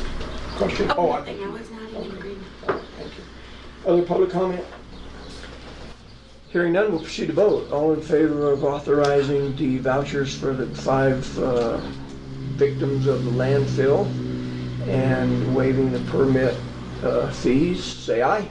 Aye. Opposed, nay. Motion carries. If I may, Go ahead. I'd just like to compliment Jackie for thinking of this. It never crossed my radar, but when she brought it to my attention, I said, good point. So I compliment Ms. Bobby on that. I'll just sign these real quick and then, well, I can do it later, I guess. She's not here anyway, so we'll deal with it later. Okay, we will move on. Consideration of soliciting bids for 2 air conditioning units. I put this on the agenda. Obviously, we're having trouble. We have 3 AC units for this building. One of those is relatively new. It was done with the remodel of the courtroom. The other 2, some significant age. So I've had 2 AC people look at these, and both of them recommended that we probably better do something about that. So there's a 3-ton unit up there and a 5-ton unit. Those are the 2 that need to be replaced. How old are they? Just out of curiosity. Couldn't Can't couldn't tell. determine that. You know. Ancient. So When you say both recommended we do something about it, would we imply that that means replace them? yes, sorry. Okay, I just wanted to make sure I was on the same. Yeah, both contractors said you babysit these and crippled them along about as long as you're going to be able to. The fins have been beat down on both units. Corrosion set in. The wiring's starting to fail, and along with that, the thermostats are actually in the wrong place. They were put in the rooms. Dysfunctional location, so I would bet they've been up there since '92 when they did the addition, because that's when we got. Problem. yeah. So I guess the reason I put it on there is I want to have a discussion about how you feel about putting this out, doing a request for a bid. You got a feel for the cost? Yeah, probably 15,000, 12 to 15 grand. Piece? No, total. To replace They're gonna have to be train units, brand name, because they've gotta fit into the dam once it's already up on the roof. Maybe I read it wrong. I thought the discussion we had was 50,000. No, It's not 500? no, sir. Unless I'm way out in left field. No, I don't believe so. That's 7,000 a piece roughly. It's probably not. Was it one unit? There's To two replace units. both of them? Yes. Is it going to be replaced by one, not two? No. Really? It's going to be two? Because of all the ductwork. Oh. Well, So, I'm not asking for a decision of buying the air conditioning units. I'm asking, should we put this out, get some bids, find out how much it's gonna cost?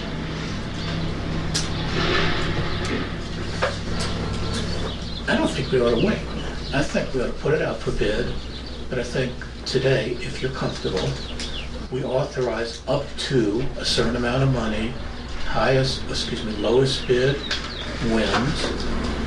I mean, those people are dying in there. They don't, I mean, we have windows open, they don't have anything in the courtroom.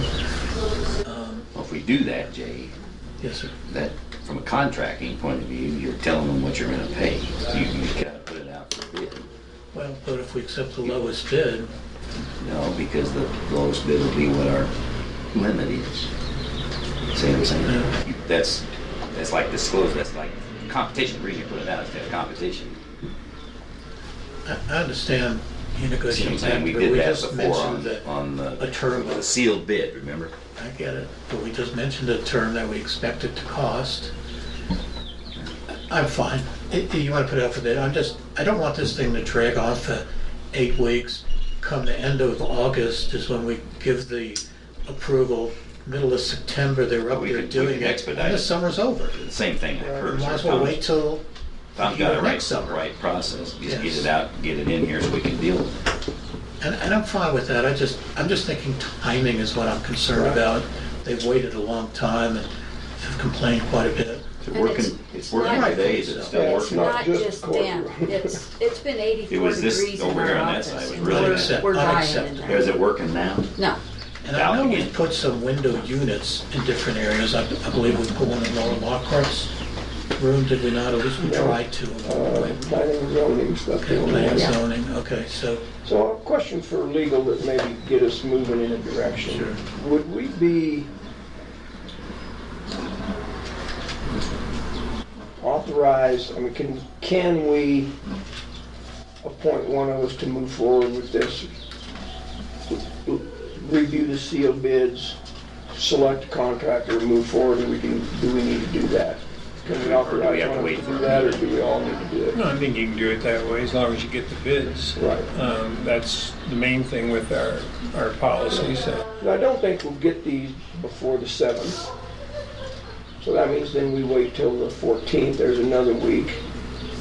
Although, let's see, how, The what is bids that, a need to week be away? open We in might be public. able to get it back in a week. but I think the bids need to be open in a public meeting. Right. Well, that's what I'm asking. Well, it's kind of an emergency situation for the employees. If you need to, you could even schedule a special meeting. I'd be fine with that. We But could shoot for a week. I can't, these are commercial outfits, so I'll be able to turn it if we ask them to. It's emergency. and I don't know, I mean, I'm not sure how many HVAC contractors we have here. We know we have two, because they already looked at it. Yeah. Yeah, I wouldn't anticipate out-of-town bids, but we might, in Canyon or Pueblo or I whatever. think if you but, just let them know right away, but I get, if we're gonna put it out for bids, we got all Give to them a publish timeline. it somewhere. See, it won't, and actually it won't go out for bid in our official newspaper until the 8th and the 9th, so maybe we can little late to have a make it deadline and open those on the 14th at our next meeting. I'm fine. I just don't, I'm sorry, these people have to suffer, and they should. Yeah, they've, Get them we've back been soon, call a crippling them special along. Every time they go down, I make a call and we get somebody to come try to revive them, but it's getting sketchier every time we do that. meeting. How long so- will it last? Work a week? Oh, yeah, Is it possible to Band-Aid them until we get and that's what I'm over it? saying, that's what we believe. No, they just, That's not possible at this point. It is, I mean, they're functioning At least I thought they were functioning today, but, so we. Laura's, the one that runs Laura's site, which runs my office and the break room, is sort of, it's functioning a little better than the one that runs my big part of my office. So if we do put it out for bids, then we put a deadline on at some point before the 14th, then we could open those bids on the 14th and move forward. About 5 o'clock on the 13th, and then gives them the last minute to get it in, and we'll look at them on the 14th, and we can decide at that point what we want to do. Yeah, our meeting on the 14th is up in San Isabel, but I don't think that makes any Doesn't difference. matter We when we just open open or and it's a seal public bids, meeting. so Or we can call a I special would meeting. support that. Or a special meeting, I have no issue with that. Yeah. No problem with that. Well, and so here's the thing, I'm thinking that the notice will not be made public until the 8th and 9th, so we're looking at 5 days later, we could have them back. So I don't think we necessarily need a special meeting in that short time. If it was a couple weeks, then I'd be all, yeah, let's do something, but. And we can push them, they'll respond. So if we put it out, and we technically don't have to wait for it to be posted in the newspaper, we can post it on our website too. That's what I was gonna suggest, public notice can be on the Certainly. website. Right, which to me, when I say we're gonna That's true. publish it, it would be in the 2 newspapers and on the website. And on the bulletin board is the official posting spot. One of them, It's a yeah. courtesy to do it in the newspaper. No, our newspaper's the No, you're official right, posting. you're right. But do you have to post bids in the newspaper? Yeah, and our newspaper of record we do. You do. Yeah, I think so. You gotta, And I it's just didn't courtesy know whether we you do could it to do both. So believe it or not, there are some people that don't have Facebook. just a fleeting concern, Hard to believe. just a fleeting concern. The people, the 2 companies that looked at it obviously know exactly what size and what I bet you they need can to- respond in 2 days. Right, they could respond probably in an after, they probably already know. If you said, all right, what's it gonna cost? But I'm not going there. What I'm concerned about is what if there is a air conditioning company in Pueblo who finds out about it? Is 5 days enough for them? Or have we given, will they come back and say, excuse me, your short term has given a home field advantage to your local contractors? Or is that something we really just? So I we don't have think that, that's we have an that issue. actually built right into the policy, give preference to To the local local, contractors. we're 60 miles away. If they And were 10 miles. it's a We're different almost story. verging an emergency situation. Yeah. So I think wrote that we- in my memo to you, I feel this is an emergency. Right, so, and if we post it, if the commissioners approve a motion today to move forward, we legally could post it on the website this afternoon, so the 5-day argument wouldn't really hold water. Let's, okay. In my And we can opinion. put it on the whole I move, so then we can move forward. Or did we already have a motion? No, Okay. I move that we post on the website that the Custer County is accepting bids for 2 air conditioning units to replace the 2 worn out ones we have with a closing date of, did we say August 13th? 13, 5 August o'clock, 13th or close of business, yeah. at 5 p.m. Any bids after that are null and void. And then to be open on the And 14th. then bids to be sealed, via sealed bids to be opened at the regular board meeting at San Isabel on August 14th. What day is the week? Wednesday. Well, 14th's a Wednesday, the 13th's a Tuesday. I'll second the motion. It's been moved and seconded to put out for bids for 2 new air conditioning units, a 3-ton and a 5-ton unit. I've written a preliminary spec sheet to include moving the 2 thermostats as well as rewiring those units. Yeah, that has to be Are you okay with that in your motion, sir? Absolutely. Thank you. Further discussion? Public comment? Hearing none, we'll proceed to vote. All in favor say aye. Aye. Aye. Opposed, nay. Motion carries. I will move forward with that. If you want, I can certainly shoot you the spec sheet that I've worked As a out. courtesy, but Okay. don't hold up the process Okay, with good. that. Okay, Thank you. yes. Yeah, Kelly's Office of Human Services have been suffering. The court does, but they're not in there every day for 8 hours a day. And Human Services is brutal over there. Yeah. They were 85 degrees for 3 days. Because they've got all those windows So, on yeah. both sides. You may want to authorize emergency milkshakes. Yeah, Hey, for the commissioners I like that idea. only. Thank you. We'll move forward. Next item on the business, consideration of signing a letter to Upper Arkansas Water Conservancy District. I provided gentlemen with a copy of the letter that was drafted by the San Isabel Land Trust. They've asked us, along with other individuals, to be signatories. Got this one. That is this one. We're listed at the bottom. There is another page to go with this. It's other signatories that they have not gotten the signatures on that. So is it just to the district, or is I see This the is other going the to court? Division Where II it's Water going. Court. That's really where it's going. Yes. Is this a copy to Did I Upper Ark? say? Yeah, it's listed as a letter to UAWCD. So, Well, yeah. so it's a should letter have to said- the water. It should have said to Division II Water Court and Upper Ark. Okay. Yeah. Yeah, Upper Ark's Board of Directors will also get a copy of this letter. That was the intent. This is not coming from us. They drafted this letter and asked us to sign it. To do what? It really is the highlighted, bold portion of the letter. It gets down to the guts of the thing, that with this letter, we request that the deadline for comments on the proposed decree and engineering report be extended to October 15th, 2019. The extended deadline will allow ag water users, so consumed with irrigating and haying this time of year, sufficient time to review and comment on the documents. It is an unavoidable hardship on the ag water right holders, the group most apt to benefit from or be injured by the augmentation plan, to limit that comment period to a time when they are largely unable to participate.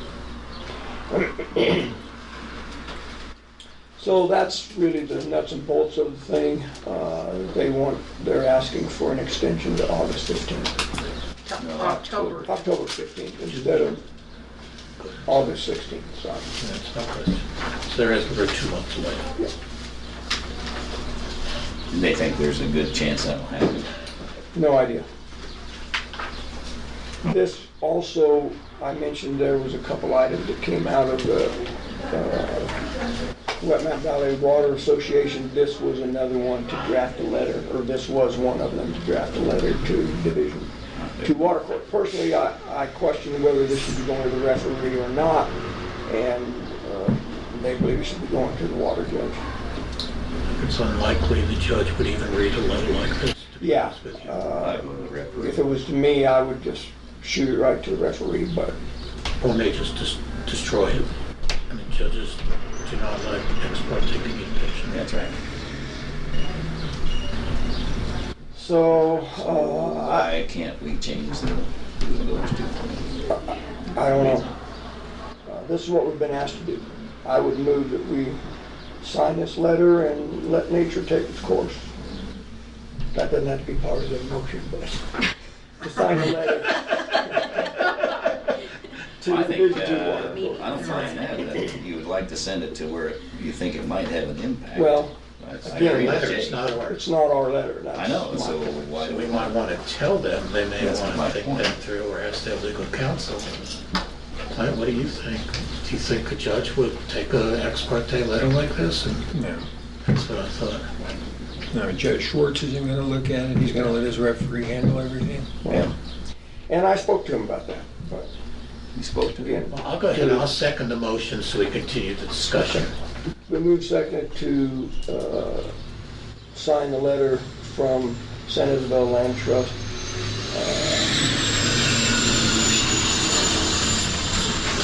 To the Division II Water Court, with copies being sent to the director and the manager of Upper Ark.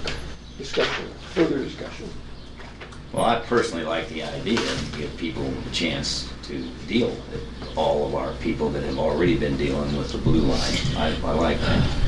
I don't see the need to sign it if we think it's just useless. I think we ought to send it back and say, consider this. If they don't, what have we lost? And I don't know what the timing is. Everybody's in the middle of hay, and now what we got to the 21st of August. 16th is finally Or the 16th, that's just 2 weeks away, so if they really are serious, they ought to get serious about considering the right action.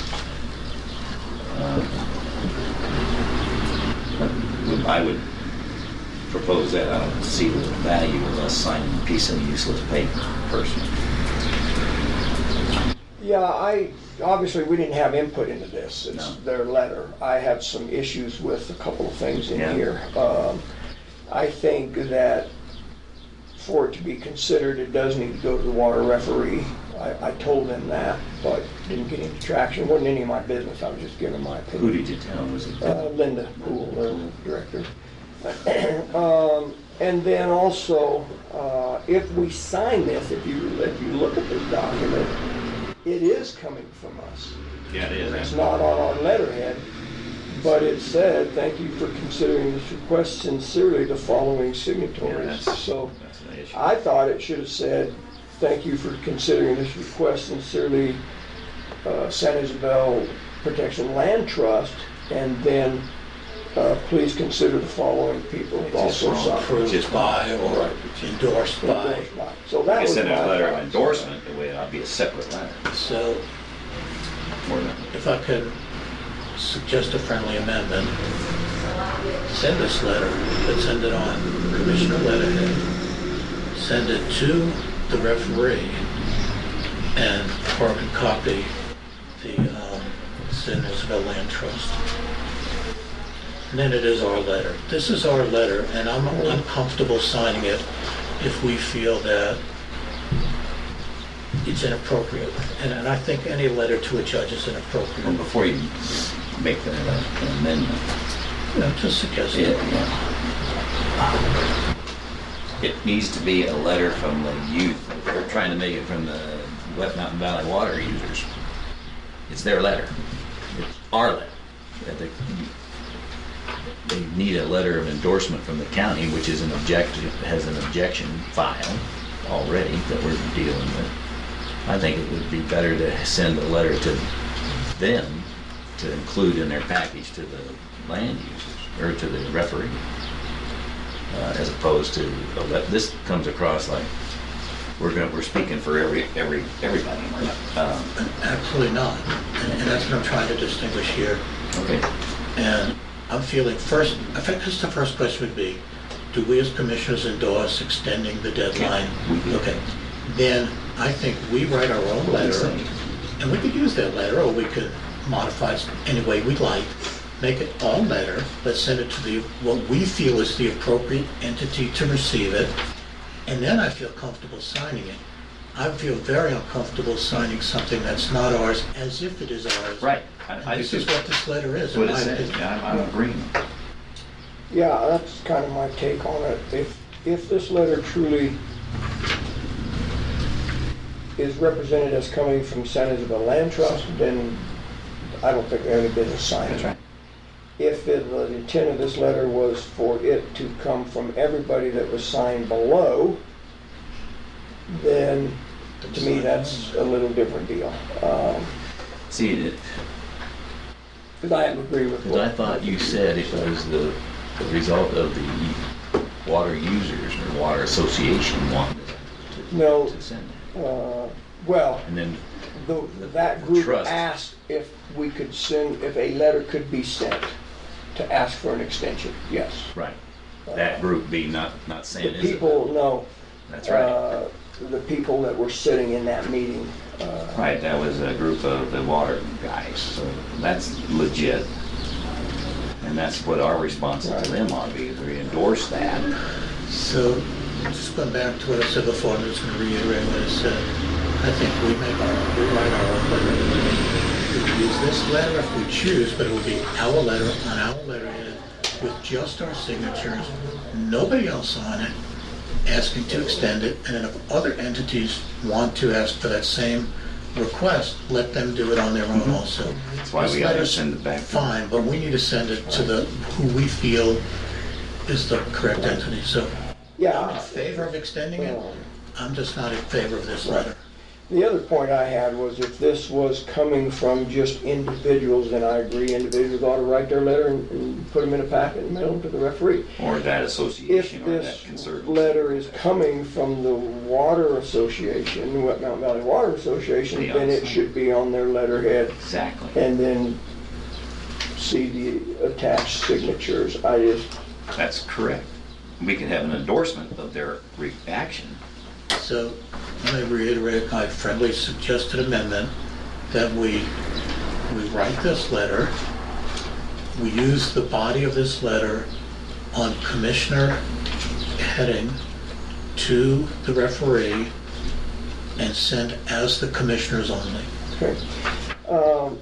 With all due respect, okay, your amendment is not germane to the motion. The motion was, are we going to sign this letter or not? Okay, no problem. I think the point you're bringing is a separate issue, needs to be dealt with a separate motion and not an amendment to the motion.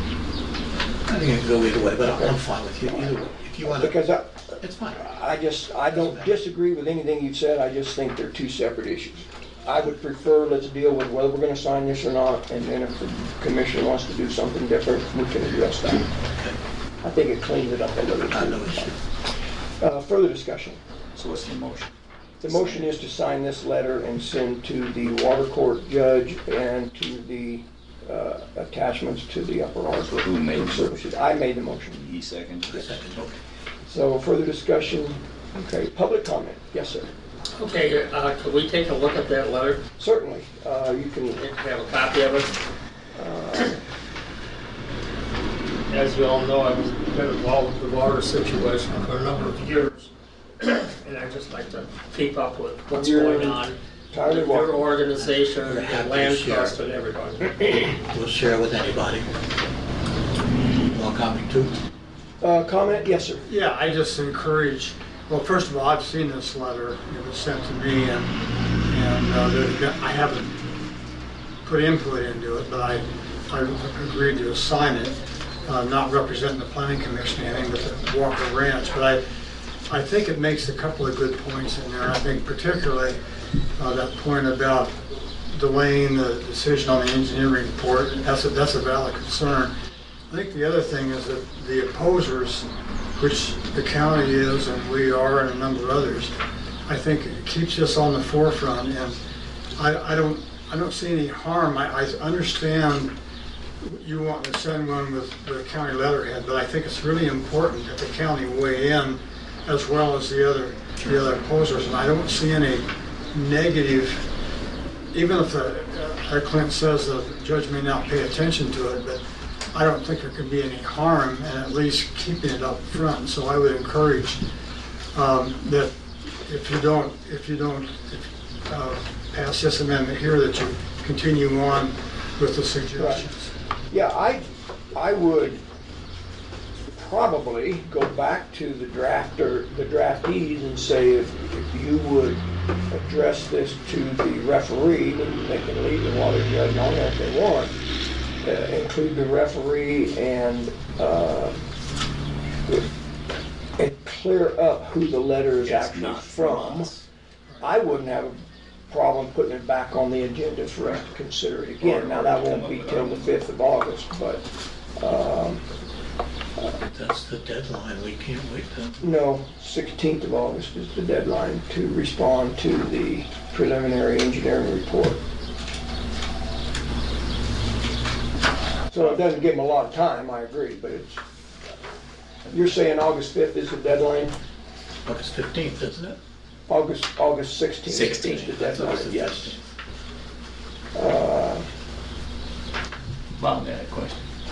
Yes, sir, go ahead. I guess my question is, if I may read from this document, which you all have a copy of. In numerous venues, we have requested that the Upper Arkansas Water Conservancy District withdraw Custer County from the augmentation plan. Is that your intent as county commissioners is to totally push for the upper arm to withdraw Custer County from the hog plan. That's been our position from day one, yes. That's your position. That was sent in a letter to all the board members and the manager. This specifically is asking for an extension, but Yeah. So, but there's been numerous meetings I know that have been held with the Water Users Association, maybe you gentlemen with either collectively or individually, meeting with different people, and we just had, I attended a meeting that was called just recently, where they had the USGS give a presentation and the Upper Ark, which was an excellent meeting, by the way. And I think that information clarified a number of things for some people. So I personally, from my standpoint, I think it would be wrong for the Custer County Commissioners to continue on with the request to withdraw. And my position would be to, which I know that Mr. Kanda has, as an individual and not as a county commissioner, has requested a meeting with the Blue Line folks as well as a number of the ranching community. And I think that should be commended. I think that's the way to go, as opposed to say, if you don't withdraw, we're against it, period. That's not the period of time we're in. It's a period of time that we converse on all these issues and study what's been put together. Now, I don't know, from the meetings, I know that there's requests. I know, Tom, as you were chairing that, it seemed like, there was no trust in the Upper Ark. I'll sit here and say, from me personally, I totally disagree with that comment that came out of those meetings. All the years that we have spent in front of this table, bringing everybody up to date and having things on the internet, everybody has known about it, and it's been 6 months. I'm not going to disagree with the extension of time. I do disagree totally with withdrawing, because we got to take into consideration, gentlemen, one, it's not just the ranching community. Remember, you got 25 water augmentation plans out there, and we are there to help those people. And that's why the water up at Conquistador reservoirs was purchased for this, the purpose of the water augment, coupled with the fact everybody is saying keep the water here, and that's what we did, and now you're against it. okay. So I disagree with that wholeheartedly, vehemently. Okay. Comments are heard and allowed. Typically, comments are have to be germane to the motion that the commissioners are considering, and you address that. You're about the extension. That's what this letter's about. It's not about whether or not we're asking them to withdraw or not. To me, that's Is there going to be another meeting separate. regarding that then? Now, so you mentioned that Commissioner Kanda has requested a meeting. When is that? It's already happened. Oh, requested. I thought you meant he's requesting another And I meeting. mentioned we requested another meeting, which had happened in September, with the 3 questions from the association membership. Whoever wants to ask questions, that is there a date a on Blue that? Line meeting that will occur on whatever day in September. I'll have to get that, because that was the earliest we could. We wanted it sooner than that, but that was the earliest the Blue Line Committee was going to be able to be all together to talk to us. So you don't have a date fixed It's for the that? first week in September, but I'll get the date. So you don't have the date? I don't have the exact date. Let me get that to you as soon as I confirm it with. Yeah, I misunderstood. He said he is requesting. You said he has requested a meeting. Okay. Correct? That's already occurred. Yeah, we Gotcha. And a second one to be held, plus the one with the USGS that has already happened. Right. Right. Yeah. Further, the public comment on whether or not commissioners should sign this letter requesting an extension. Hearing none, we'll proceed to vote. All in favor say aye. All opposed, nay. Nay. Nay. Motion fails. Gentlemen, by consent, are you all right with me going back to them and expressing our concerns and asking if they want to draft another letter? They're welcome to do that. I just They would need need it some drafted direction. coming from them though, Tom, not from us. They can ask us to send From them an them endorsement, whatever it being- is. The From- Water Association, isn't that who asked? The Water Association asked San Isabel Land Trust to draft a letter, so So they I would drafted it, it's assume not it would coming be from from them. the Water Association. Okay. Mr. Prince, weigh in on that? Yeah, I don't like that approach because I think it's cutting the time frame. We're giving up a week of time because our next meeting is the 6th, if I'm correct. Yes.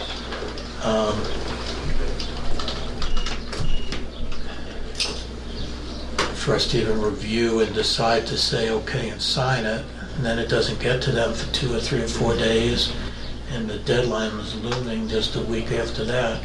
Well, I would feel more comfortable making this a commissioner letter. as a separate letter.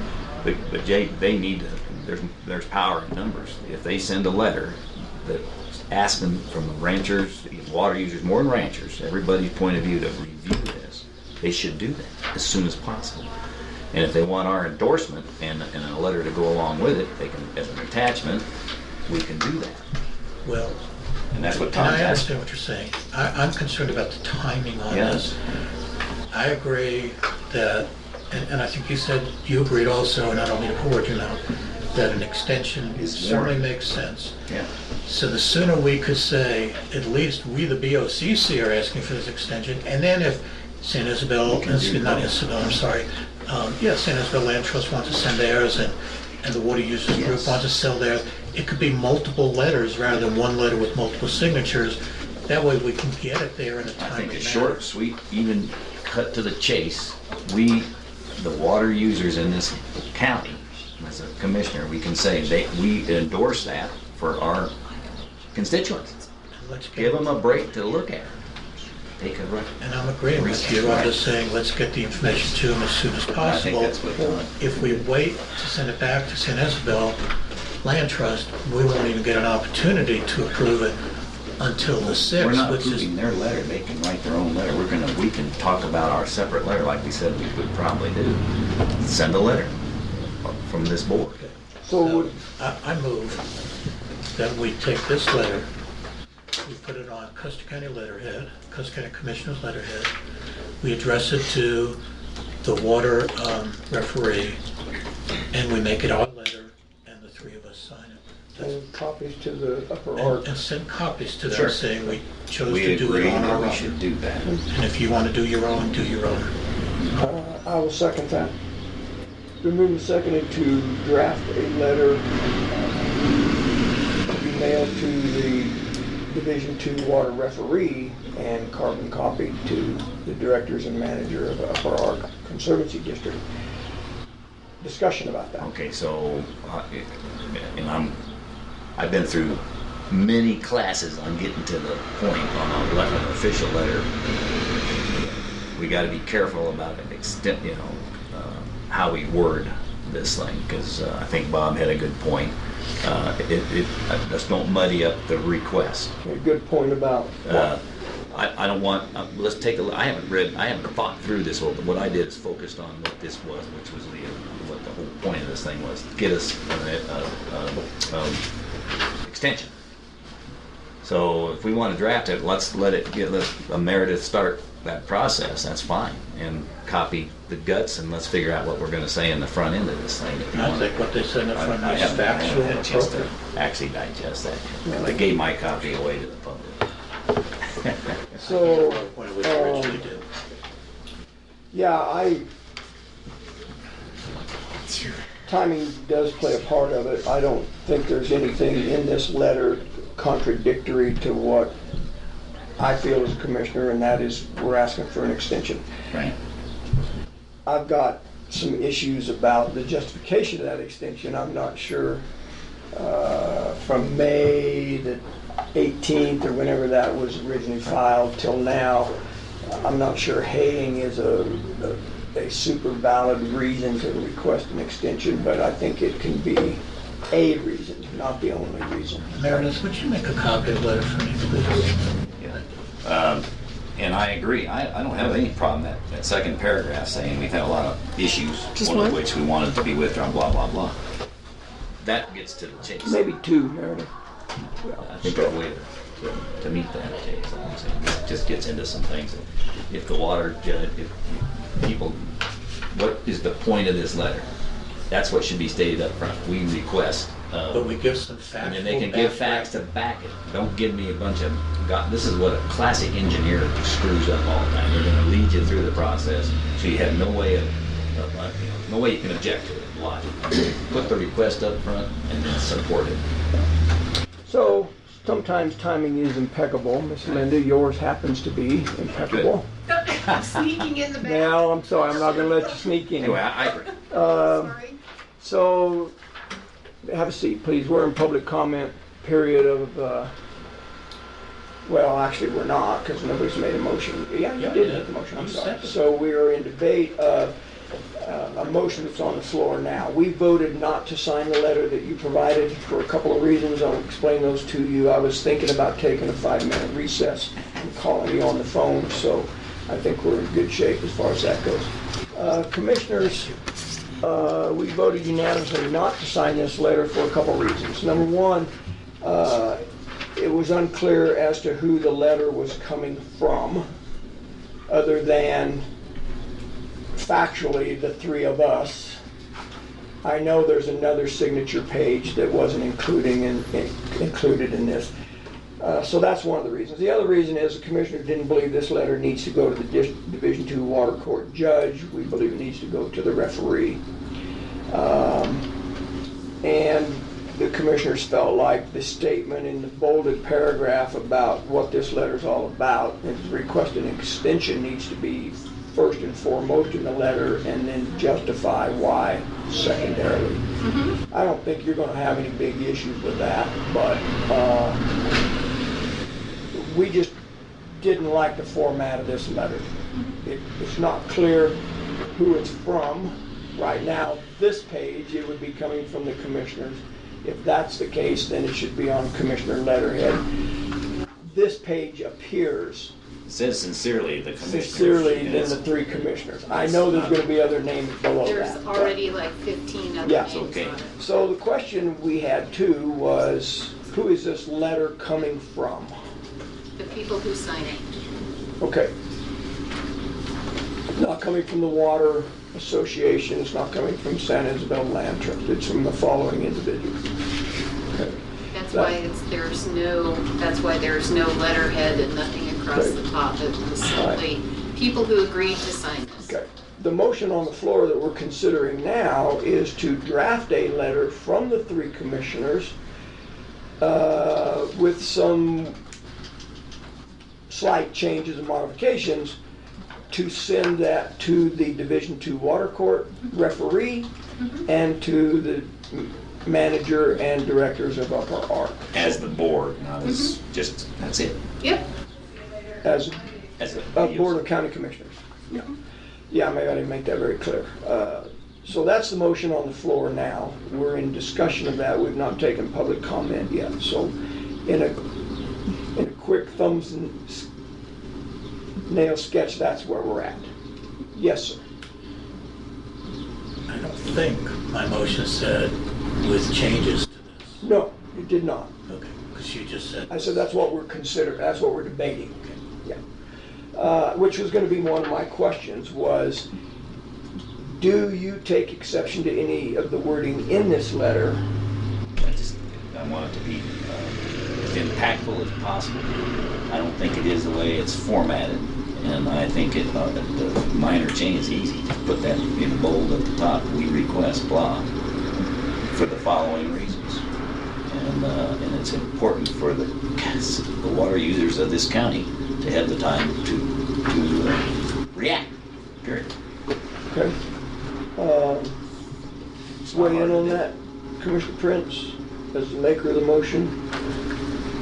your intent was to send this exact document on letterhead. That was what the intent of my motion was. Okay, got it. If it's decided to change it, I'm okay with that. Well, it's our I have no issue, that's right. I mean, it's all letters, so we can change it when we want.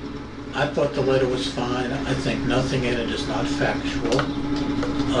I can understand that reiterating that we don't want to be part of the augmentation plan causes angst with some folks. I understand that, but that's been our position. But I think it's appropriate to put in there the history as to what's going on and what it is we want to do. Okay. So I'm okay with it, but I'm open. You're I'm open okay to with it, suggestions. with paragraph switches, aren't you? I don't have a problem with paragraph switches if you want to do that. Actually, your motion did say to write the letter, didn't say copy this exact wording the way you stated it. I thought I said to send this letter on Custer County letterhead by the commissioners, but I could be wrong. I mean, we could go back Did to you the record record. that motion, ma'am? I did not. I got caught up in the, The last motion? yes, ma'am. It was to draft a letter to be Direct. to and to be addressed to Division II Water Referee and copy Upper Arkansas. There was just more- strictly it was draft a more- letter. It wasn't verbatim, yeah, there was more to it. I specifically addressed this letter. Okay. Well, But I'm acceptable with modifying it if you want to move it. I don't disagree with you, highlighting what we're looking for certainly is good. Putting in maybe the second one down, I'm fine with, but Just a suggestion. uh, My letter too. then I would move to amend your motion by adding the words, moving the bolded paragraph to the beginning with the appropriate language as an introduction and justification to follow. Because obviously, it actually. I'm not saying we start the letter out with No, this no, letter. no. It goes to- Appropriate You always language. introduce Right. it. Here's the point. So move that up. Move this up and then Probably to the would be second second paragraph, third paragraph would be Many many citizens. Here's citizens. why. I'm fine with that. Okay. Do I have a second to the amendment? I'll second.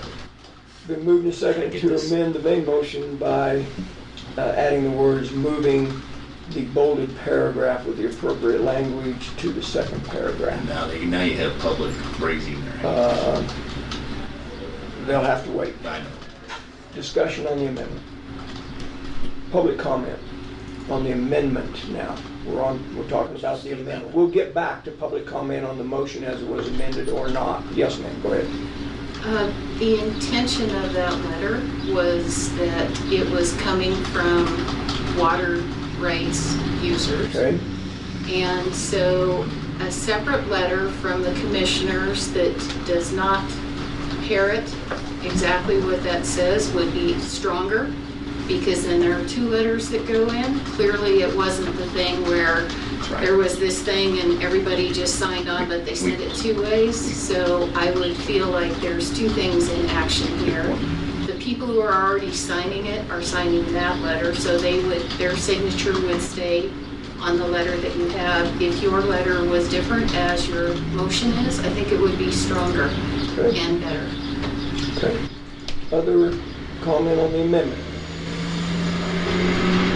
Yeah, we'll go. I'll allow public comment on the motion whether this amendment passes or fails, so I'm not going to ignore your intents there.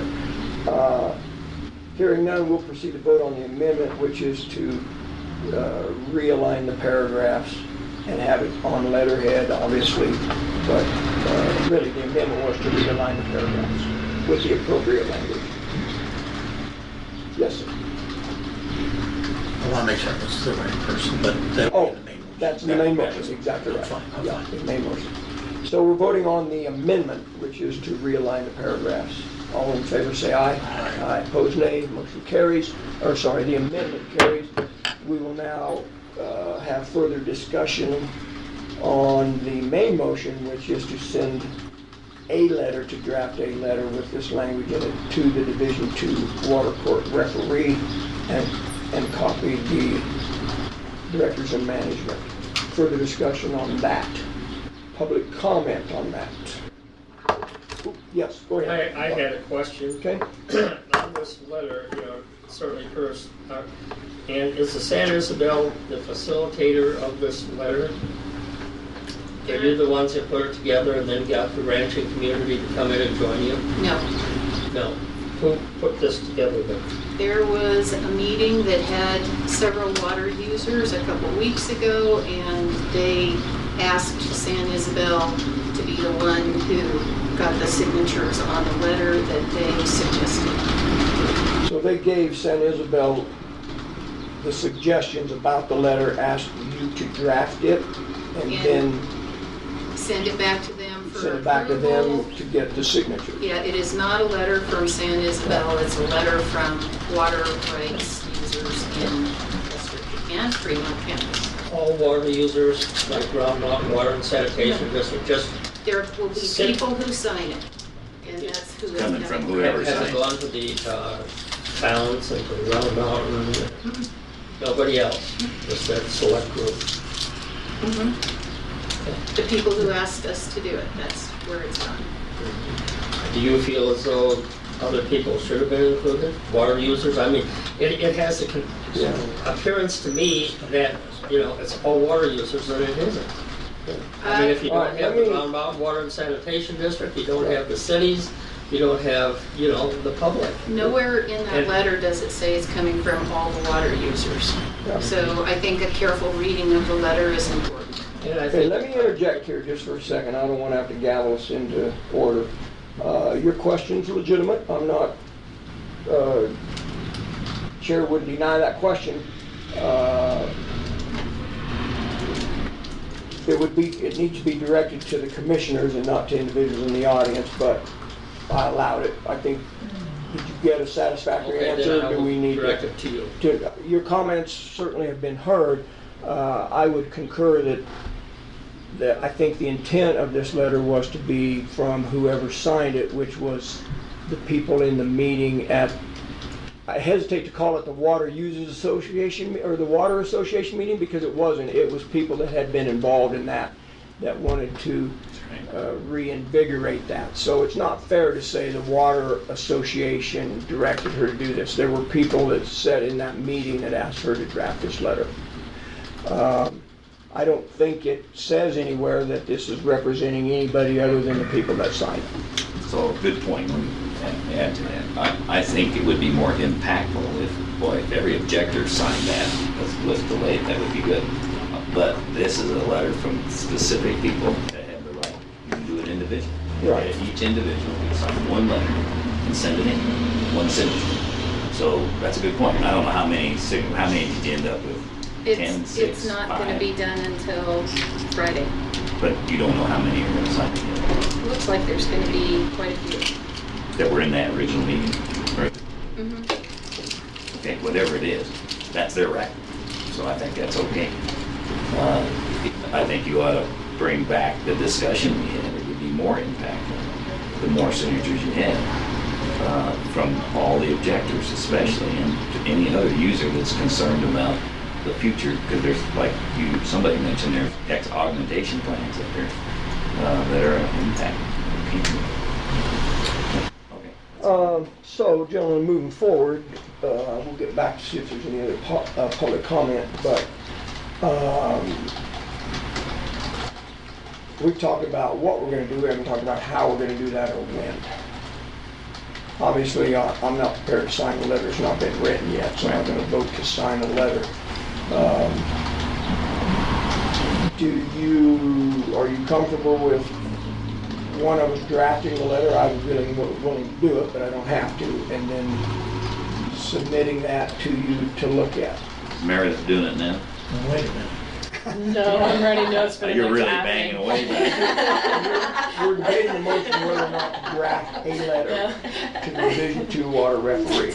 I'm asking who's going to write it, and how are we going to decide whether it's acceptable and sign it? And I'm confused. Okay. I thought we agreed to take the bold paragraph and move it to paragraph number 2. We did.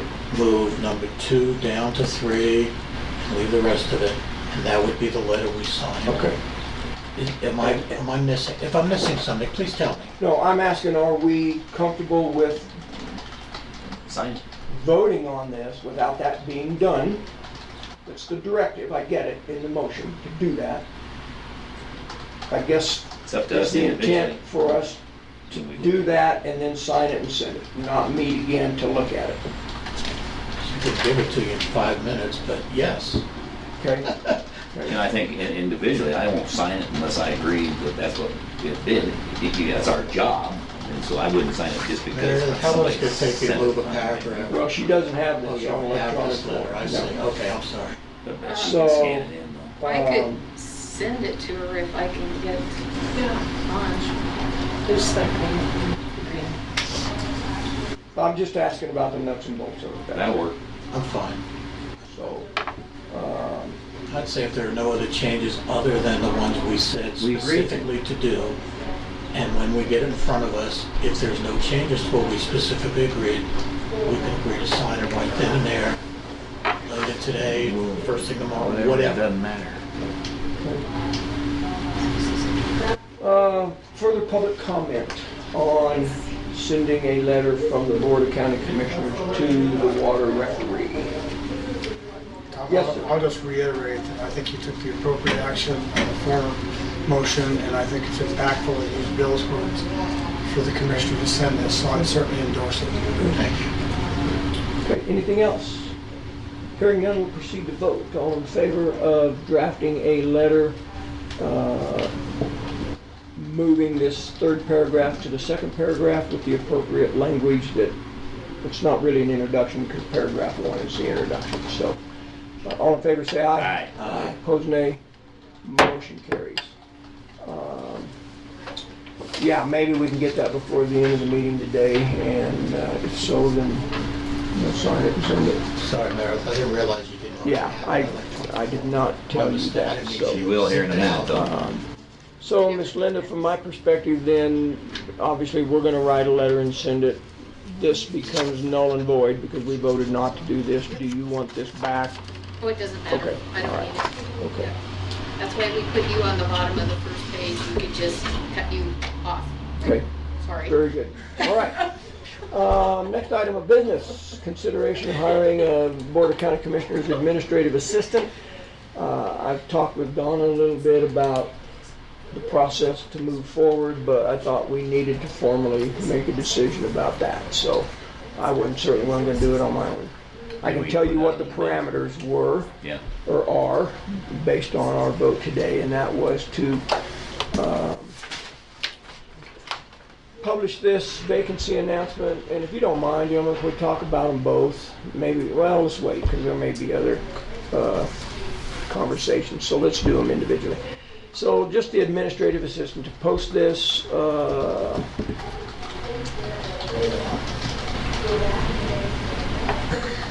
And have a deadline, I'm trying to think, Sooner than later. have a deadline of August the 13th, and then we would vet those applications on the 13th and be prepared to take action on the 14th. I'm fine. I have on my calendar already interviews all day for the 14th, because we have BNCC meeting Right. in the morning, so it's not all day, but you know what I'm saying. Right. I think Ms. Hobby has already sent notice to the paper about the job opening. I could be wrong, I think she has. She did. And she was asking for ratification of that, actually. Right, and because I made a minor suggestion, and she said, which was fine. I have no issue with that whatsoever. So that's why I'm saying I think it's already. Yeah, again, in an effort to speed the process up so we don't go much longer without an admin assistant. And then the idea was generally that on the 14th, we would interview for the maintenance position in the morning and the admin position in the afternoon, wrapped around our BOCC meeting. Right, yeah, yes, that's what I'm remembering. Times that BOCC meeting start. Yes. Right, so we could do this Do in the morning in San Isabel, and then if we need to go after the BOCC further. Yeah, Don and I's conversation was to do the interviews here before we went to San Isabel, because obviously, Yeah, that makes sense. no reason to ask the interviewees to drive all the way to San Isabel because we're having a meeting there. So the thought was we would function here between 8 and 11. That gives us time to go to San Isabel and then come back and function as interviewers from 2 to 4 for the admin assistant. All that was kind of in the deal. So if we can live with that. I think it's a good plan. I would move to ratify then the action of our human resource person posting these tomorrow and Friday and on the website, and having the application period end August 13th and then interviewing August 14th from 2 to 4. I'll second. Move to second to ratify the action of Ms. Donna. All in favor, say aye. Aye. Aye, opposed, nay. Sorry. We need to back way up here. Any further discussion? Public comment? You're gonna have the cutoff date on the 13th, and you're gonna interview on the 14th, and so you're gonna call somebody and say, we just got your thing and we want you to be here tomorrow. Yes, and that language was in the posting of the vacancy announcement. Yeah. And so you're not gonna sort them ahead of Yes, we time? will vet those after we close the business on the 13th. See, If we get 7 applications, we will go through and, okay, just seems a little short notice. It was. For those people, but be yeah. prepared, and- if it's stated up front, Yeah. be prepared to interview on the next And that's day. exactly what it was, and Then Don and I had I that guess that's conversation, fine. I just was remiss to bring it up, but yeah, it says in the vacancy announcement that the application period will end on the 13th, the interviews will be conducted the following day on the 14th, Okay. so. We could have closed it Excellent. probably a couple of days earlier, maybe we should have, but your point's taken there, yeah. Give them more time. Further discussion, we will vet those individually. We will not have a meeting, a BOCC meeting to vet those. We will do that. We'll look at those individually. Rank them.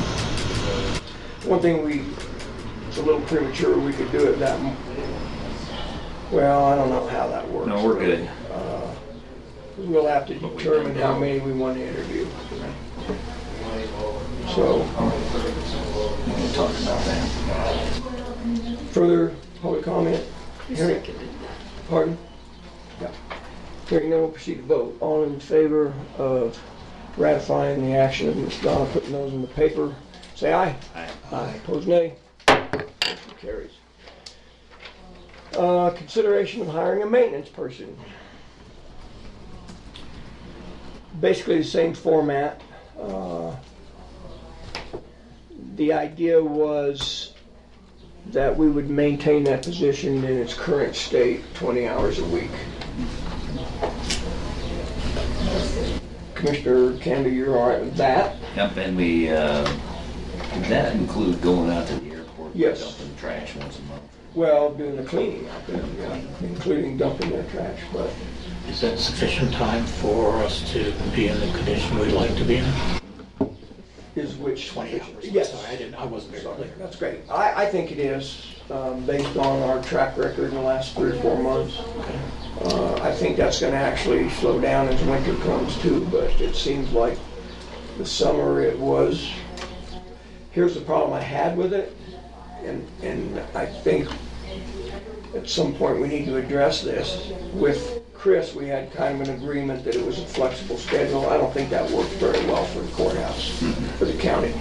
So my suggestion to Donna when we talked about it was, let's see about compressing that into either a morning or an afternoon, 4-hour work day, 5 days a week. And my personal feeling from being around here is that needs to be in the morning. So that was the thought I had, to make that a 20-hour contract, 4 hours a day from 8 to 12. Now, that's not in the vacancy announcement, but Yeah, I think that's fine, unless we get a candidate who we feel is the right person, and we have to fluctuate. I don't want to make that a hard and fast rule. We have the option to discuss that. What happens in the wintertime? I just would Snow like to removal say, included in this? Chris did a very, very, very good job, and I'm really sorry to see him go. Yeah, I'm sorry to see him go. I was disappointed in a couple of his areas of responsibility. Him and I talked about that. One of them was lawn. But there were circumstances around that, and I understood that. I just had a conversation with him about it. So yeah, in the wintertime, it certainly does include snow removal here That at the would be early in courthouse. the morning. Yeah, and that's why I think the morning's Right, the it's more gotta be. Should be. common sense approach to get here and get things done before the courthouse opens. And plus, it was just hard with Chris. It's not his fault. It was what we agreed on, that we'd have this flexible schedule. So somebody'd say, hey, can we get this done? I don't know. I didn't have a record. It was flexible. It wasn't set 2 to 3 on this day, 8 to 9 on this day. It was very flexible. So we never knew when we were going to be able to get work done. We kind of let him set his own schedule. So I just didn't think that worked out very well. Other discussion, obviously, we have not talked about money. I think the inherent assumption here, and we probably shouldn't deal in those worlds, but that we offered both of these jobs at the same starting salary that we offered them previously. I don't know why we had changed. And I couldn't quote you that today because I didn't look them up, but. Okay. Public comment? Good. Hearing none, we'll proceed to vote. All in favor of Did you make a motion? to ratify the same action for, maybe I didn't No, actually you get didn't. the motion made. So that was it, to ratify Donna posting the maintenance position and moving forward with the same dates, interview period close August 13th, interview from 2 to 4 on August 14th at 20 hours a week, preferably 8 to 12 in the morning. We were going to interview in the morning. Yeah. Here, you said. No, Oh, you we're said in the afternoon. in the morning. Did I say afternoon? Sorry. We're interviewing the maintenance position from 8 to 11. You're exactly right. I did say 2 to 4. So the admin assistant's from 2 to 4, maintenance position from 8 Do you to think we can 11. get back up the mountain by 2? I think so. I don't anticipate a huge agenda. Plus, we've always finished by 12:30 No. It starts at or 12. 1:30. Sorry. Okay. I don't care because I'm Yeah. not involved. Yeah. No, we've had these discussions, Dawn and I did, about when could we actually start it. I hate to start it much later than 2. We just have to try to keep things streamlined. Are you okay on the motion? I don't have a second yet. Okay. And a second of that motion. Further discussion? Sorry, I got way out of whack there. Public comment? Hearing none, we'll proceed to vote. All in favor, say aye. Aye. Aye, opposed nay. Motion carries. Next item of business, consideration of joining the Mountain Valley Water Association. I almost moved on our agenda amendments to take this off, but I decided to leave it.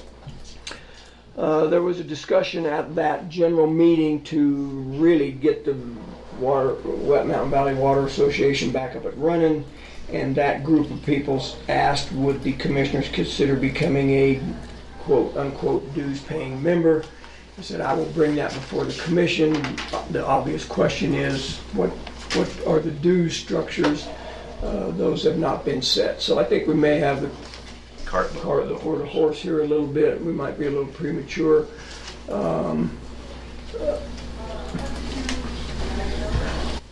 I think it would be unproductive to entertain a motion, although the chair will allow that if you so do. I will not be making a motion to join this for the obvious reasons. We don't know how much it is.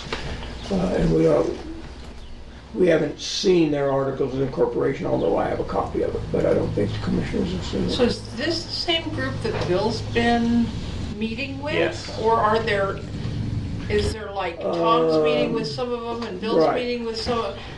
Because that does That not really, in a sound nutshell, right. is kind of how it's been. I mean, this What I- water association has been in limbo. Right. But the last, So- what, 3 or 4 months? So I resurrected it as a citizen in order Right. to involve everybody, and that was the nucleus. Right. Now, there's been other people meeting, I don't know if they met in that name or not, but it sounded like there were water users that got together to talk about stuff.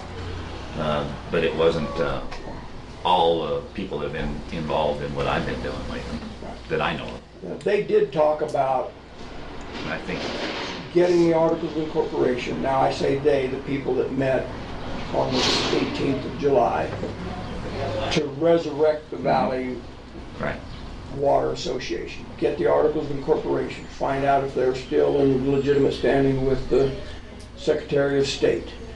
Develop another set of bylaws if they need to set a dues structure. That's the stuff that was talked about on the 18th of then, July. and if and when that happens, I agree with you, Tom, it'd be something for us to consider if we wanted to involve ourselves as a commission. I'd like to know what benefit we would have Right. as Custer County being a member, other than to financially support this group. Right, and that's probably the only, and maybe have a voice in it if we're a member of that, but, yeah. Okay, so I think there's still some groundwork that needs to be Right. done before. what do you need to do to get I'm this off of our comfortable in consideration? voting on it. Well, we're considering it right now, we don't have to vote on We it. don't have to Yeah. do it. Yeah. Considering could be discussion and or voting, either one. Are we members of the Upper Arkansas, the San Isabel Land Protection Trust? No. Are we members of any other organization? Not tonight. Well, Upper Ark, Well, there are other, the Council of Upper Ark is a Governments. different thing. That's a statutory Right. requirement. Are there any non-statutory requirements that we're members of? I think oh, well, individually, Action yeah. 22. I mean, Action 22, Uh, CSI. Scenic CCSI, Byways, CCI. Director on, blah, blah, blah. They may or may not be dues paying, certainly CCI and CTSI are significant dues paying, but But those are Those groups are- that give you benefit. Right, and they're I don't see how individual commissioners. you being members of, I mean, there was all this tension about Bill going to these meetings and making sure that he was not acting on behalf of the That's county right. commissioners. And now you're saying, well, maybe the county commissioners need to be part of it. right. That's- And I don't see what the benefit to the county is and how you justify to your constituents both the time and the money when you would be benefiting them, but maybe not them benefiting you. It just seems a little out of whack to Okay, let me me. respond. I think you've oversimplified the facts. Could We be. never took any exception with Commissioner Cannon being involved with the Water Association. We took exception with him representing us at the Blue Line Expansion Committee. We wanted no part of that. That was voted on. The Water Association's never been a point of discussion. No. Because it wasn't one.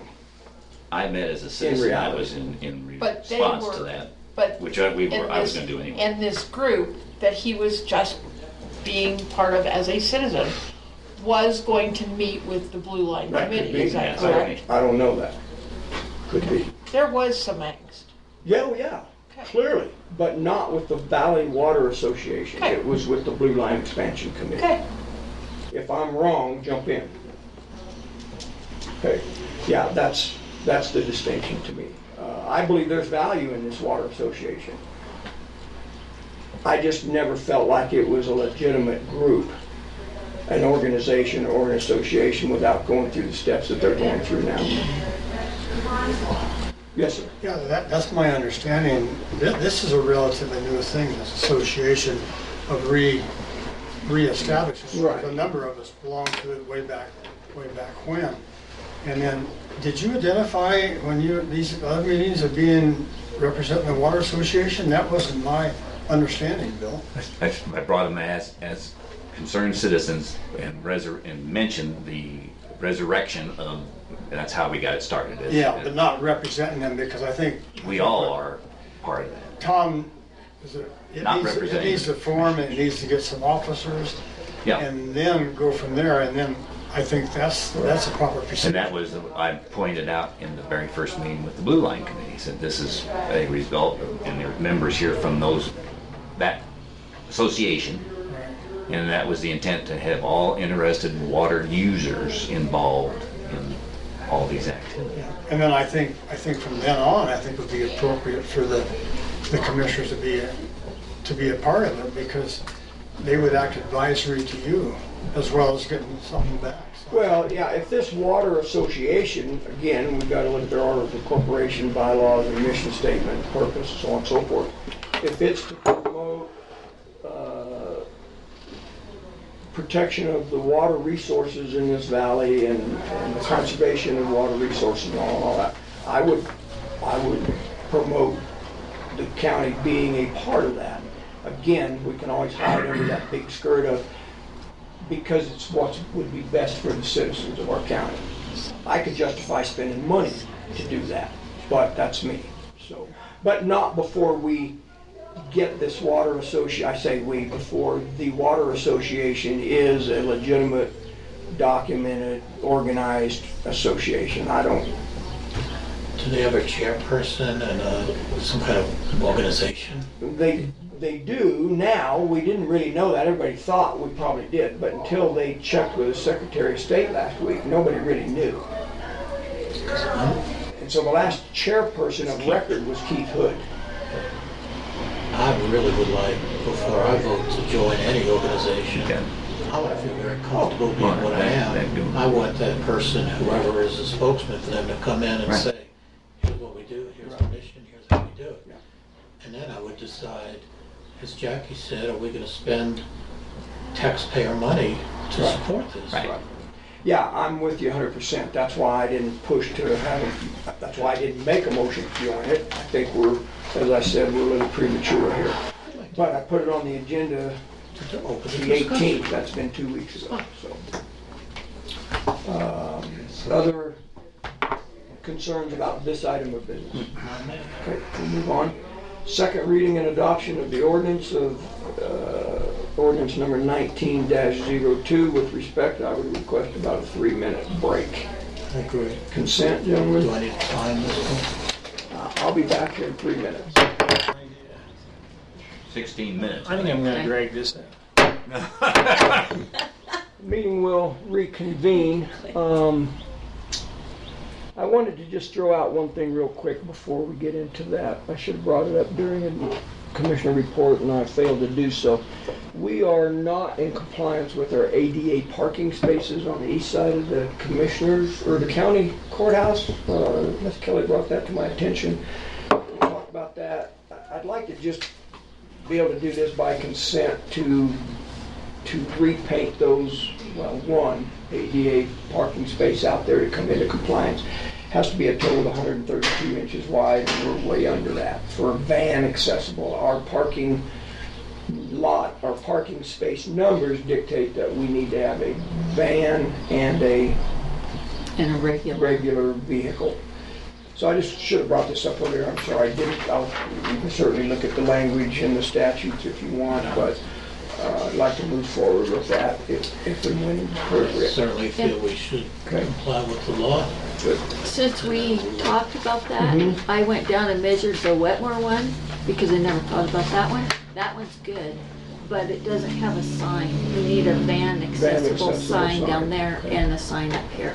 We'll make a note of So that. 2 van accessible signs, and Gary did a very nice job on those ones down there. And he did them free-handed, He did it. and so maybe he could I will talk to him. he could fix this one. Because these don't look, that was And another install an bone of contention we had. with the elevator job we did at on the that. same time, Yes. Got after because they him. couldn't. Which, by the what? way, that job elevator, that that Chris did. elevator in Terrible. Wetmore is not ADA.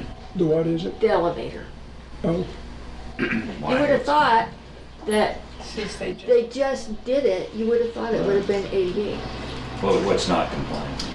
The door's supposed to be 36 inches, which it is, and the inside's supposed to be 54 or 56 inches. The inside's 36 inches. Oh. So you'd just be able to Can't go turn in, yourself around. and then you'd have to turn around and then wheel backwards out. And that building is Just one ADA more thing. compliant? How do they get down to the lower level? With the elevator. I'm sorry, yeah, to the initial level, we're okay. They can Yes. get to that elevator, sorry. Yes. It's just the elevator. It's the elevator itself. Yeah. Which, I don't know how you make an Saw elevator. you down there. Is work. that what you were doing, measuring everything? Yes. Because I have to turn Your all that comrade. into the Secretary of State's office. Yeah. And I felt like if I was signing it saying, yes, it is, it should Yeah, be. Very, very good. Okay, good, thank you, ma'am. Our next item of business on the agenda is the second reading and adoption of ordinance number 19-02. Councilor, the floor is yours. Okay. My moment in the sun. Yes, as glorious as it probably is going to be. Ordinance number 19-02. The Board of County Commissioners of Custer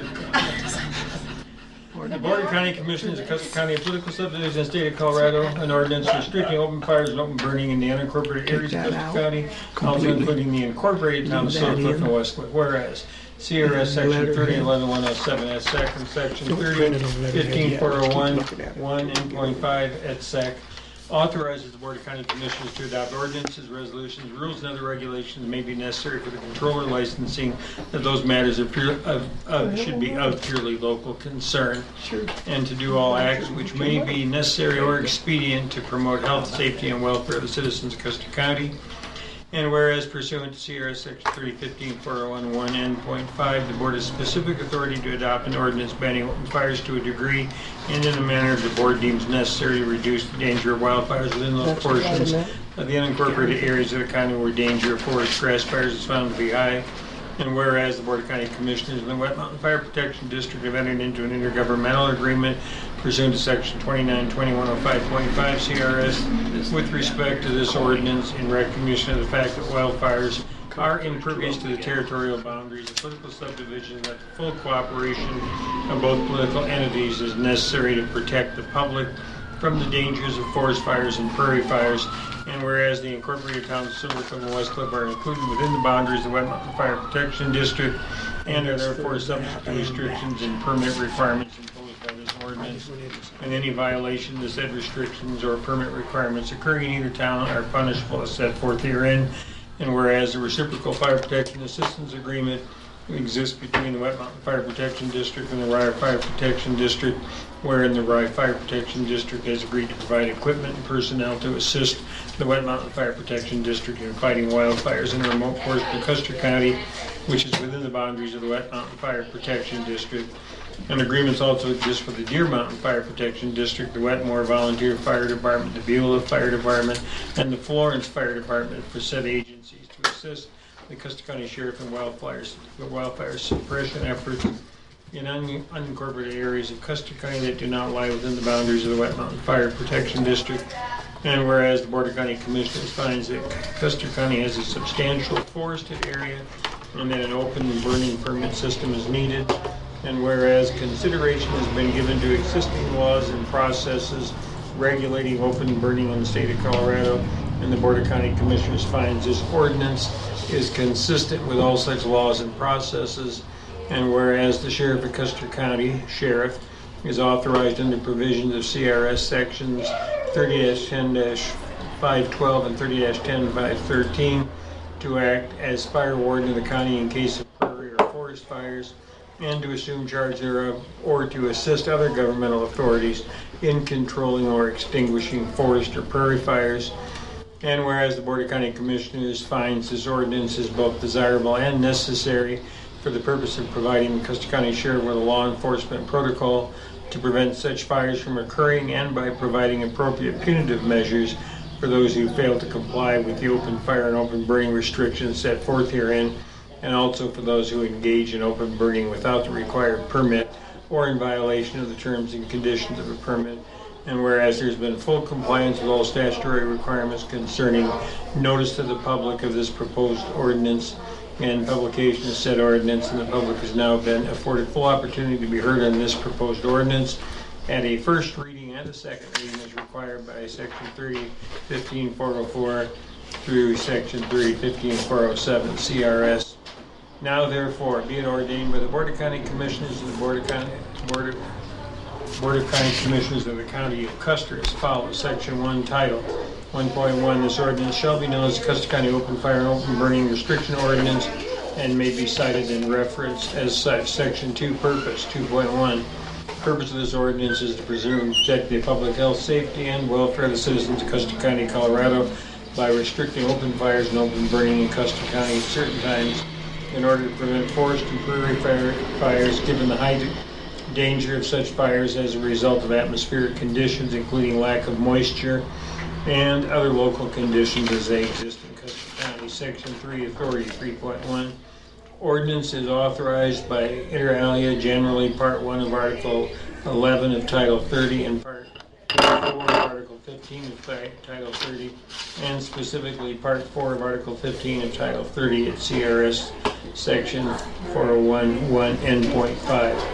Section 4, Restriction Stages 4.1, the Board of County Commissioners hereby declares there shall be 3 stages of fire restrictions which may be imposed for Custer County or portions thereof, and that each of these 3 stages creates restrictions on open fires and open burning during those periods of time when restrictions may be in effect. Section 5, Application 5.1, this ordinance shall apply throughout the unincorporated areas of Custer County, including public, private, and state lands, and shall also apply to the incorporated towns of Silver Cliff and West Cliff by virtue of their inclusion within the boundaries of the Wet Mountain Fire Protection District. Section 6, Definitions 6.1, Open fire. For purposes of this ordinance, open fire shall be defined as any outdoor fire, including but not limited to bonfires, campfires, warming fires, charcoal grill fires, fires in wood-burning stoves, the use of explosives, outdoor welding, or operating a acetylene or other torch with open flame other than in an area cleared of all flammable materials, firewood,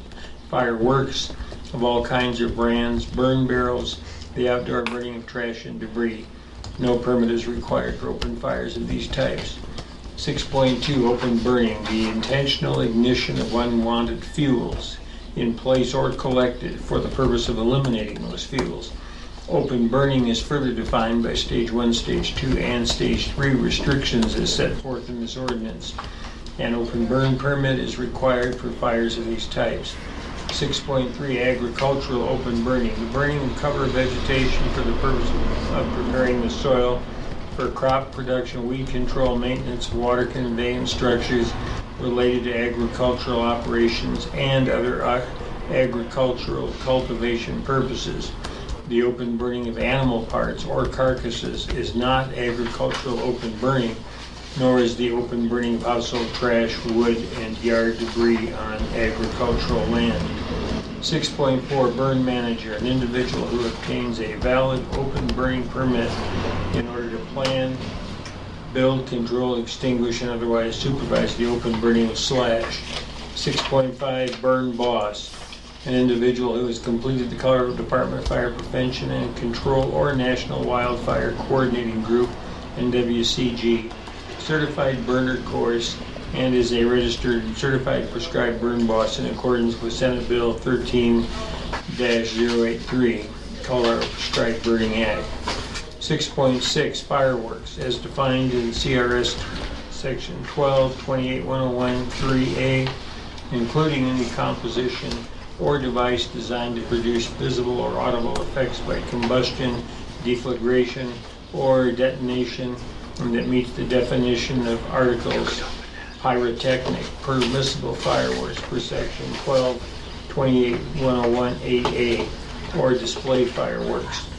6.7, Open burn permit, a permit issued by the Custer County Sheriff's Office on a form furnished by the Sheriff's Office and completed by an applicant for such a permit. 6.8, Open burn management policy, refers to a unified plan adopted by the Board of County Commissioners for the management of open burns within the Wet Mountain Fire Protection District and also with the unincorporated areas of Custer County.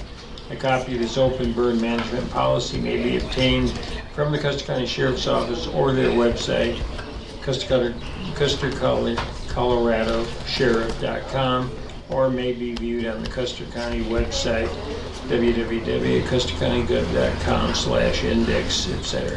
6.9 / woody material less than 6 inches in diameter, consisting of limbs, branches, and stems that are free of dirt. / does not include tree stumps, roots, or any other material. 6.10. Incorporated areas of Custer County shall mean for purposes of this ordinance the incorporated towns of Silver Cliff and West Cliff, which are included within the boundaries of the Wet Mountain Fire Protection District. It does not refer to the Wet Mountain Fire Protection District as an incorporated political entity. Section 7, Fire Restriction Guidelines 7.1. That set of evaluations criteria currently in use by local, federal, state, and local fire suppression management agencies for monitoring fuel, moisture, fire danger, class, current impacts on suppression resources, current fire types, fire weather forecasts, and other indicators of predicted fire danger. Stage 1 restrictions prohibit the following activities. A. Open burning, building, maintaining, attending, or using a fire or campfire, charcoal grills, pellet grills, and wood or coal burning stoves or fireplaces in undeveloped areas. Areas cleared of all flammable materials and those within permanently constructed fire grates or developed campgrounds and picnic grounds are accepted as noted in Section 9, Unlawful Acts. B. Campfires and gas fire pits contained in constructed permanent fire pits or fire grates within a developed recreation area shall be allowed. C. Grills using propane pellets and other bottle fuels shall be allowed, but only in areas free of flammable vegetation and other flammable materials, and such fires must be used and maintained in such a manner that no fire danger is presented to the surrounding area. D. All open fires allowed by subparagraphs B and C above must be attended at all times, and an adequate water supply and/or a fire extinguisher shall be on site at all times while such an open fire is burning. E. All burning of trash, refuse, or debris shall be temporarily suspended. F. Smoking shall be temporarily suspended except within an enclosed vehicle, building, or outdoor smoking area that is hard surfaced or barren or otherwise cleared of all flammable vegetation or material. Discarding smoking materials in a receptacle not designed for disposal of smoking materials. Discarding smoking materials from a moving or stationary motor vehicle, and discarding smoking materials in any other outdoor location is expressly prohibited at all times. G. The use of explosive materials including fireworks, solid fuel rockets, blasting caps, or any other incendiary device which may result in the ignition of flammable materials shall be temporarily suspended. H. Outdoor welding, grinding, or use of any type of torch in any area which presents the possibility of igniting vegetation or other combustible material shall be temporarily suspended unless there is an adequate water supply and/or fire extinguisher on site. I. Operating any outdoor equipment or machinery with an internal combustion engine in an undeveloped area shall be temporarily suspended unless said equipment or machinery is equipped with a spark arresting device properly installed, maintained, and in good working order.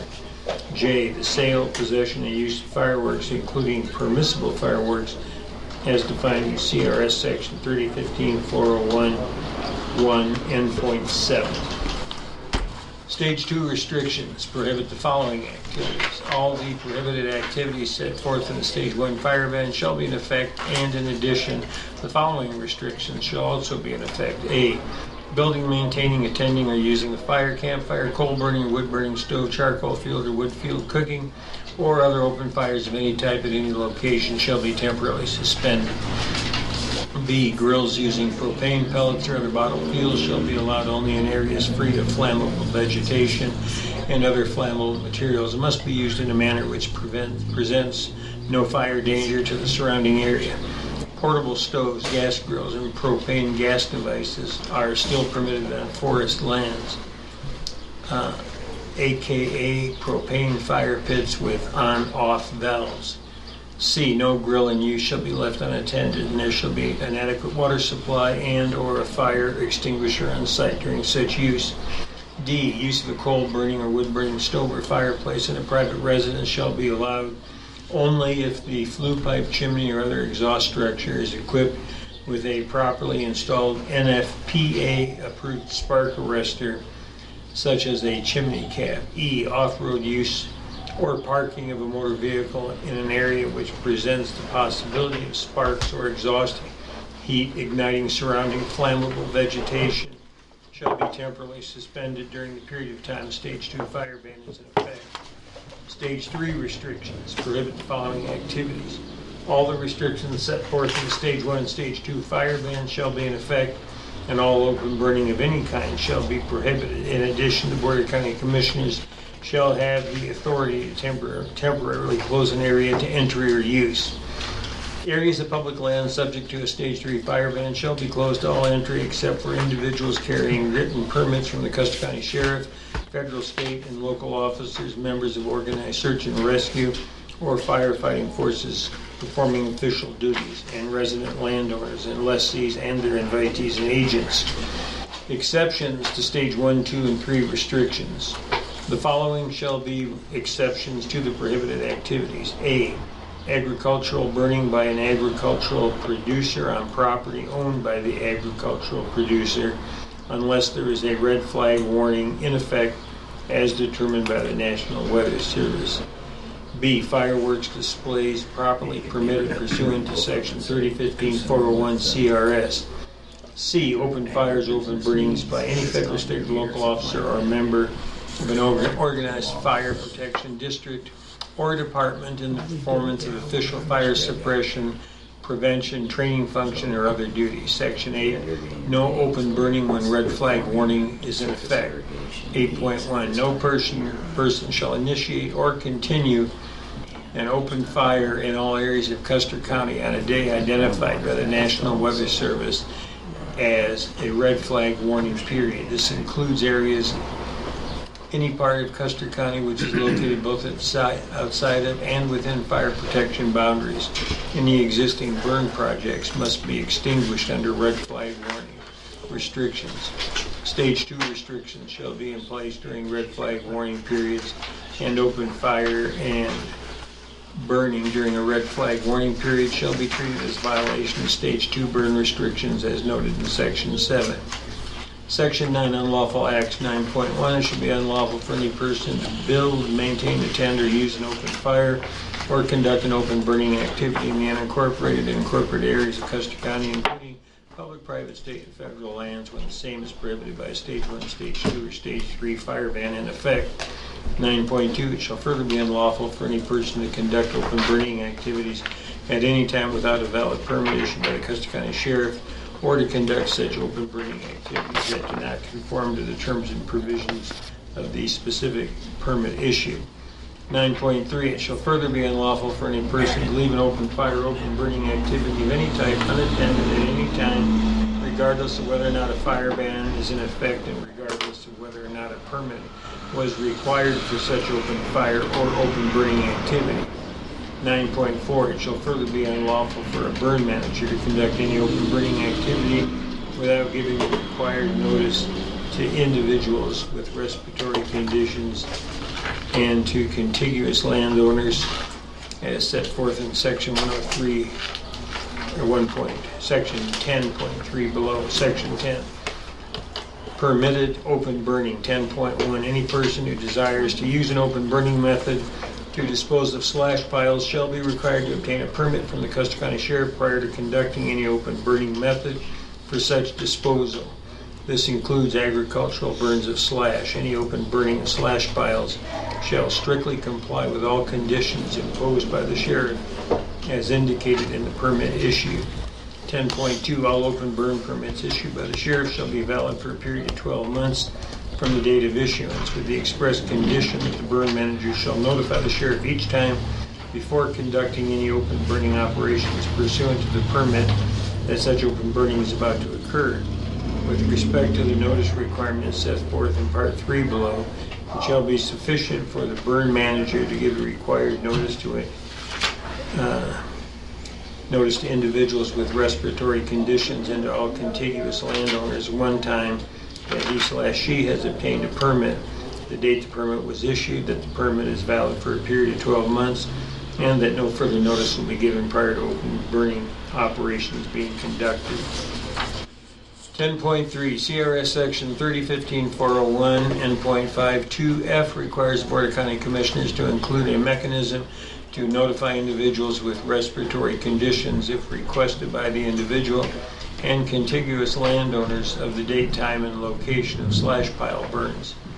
Therefore, the Custer County Sheriff shall maintain a registry of any such individuals with respiratory conditions who have advised the Sheriff's Office in writing that they wish to be notified in advance of permitted slash pile burns. This registry shall be made available to all burn managers who apply for an open burning permit. It is the responsibility of the burn manager to review this registry and to identify any individuals who reside within a 1 mile radius of the location where the open burning is to occur, and to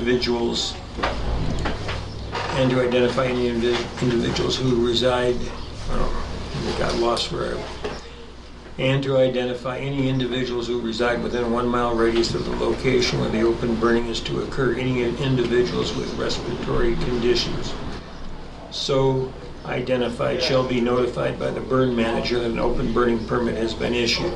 Such notice shall be accomplished in one of 3 ways: by speaking to the individuals with the respiratory conditions personally, by telephone call, by posting a written notice in a conspicuous location at the residence of the individuals if such individuals cannot be otherwise contacted.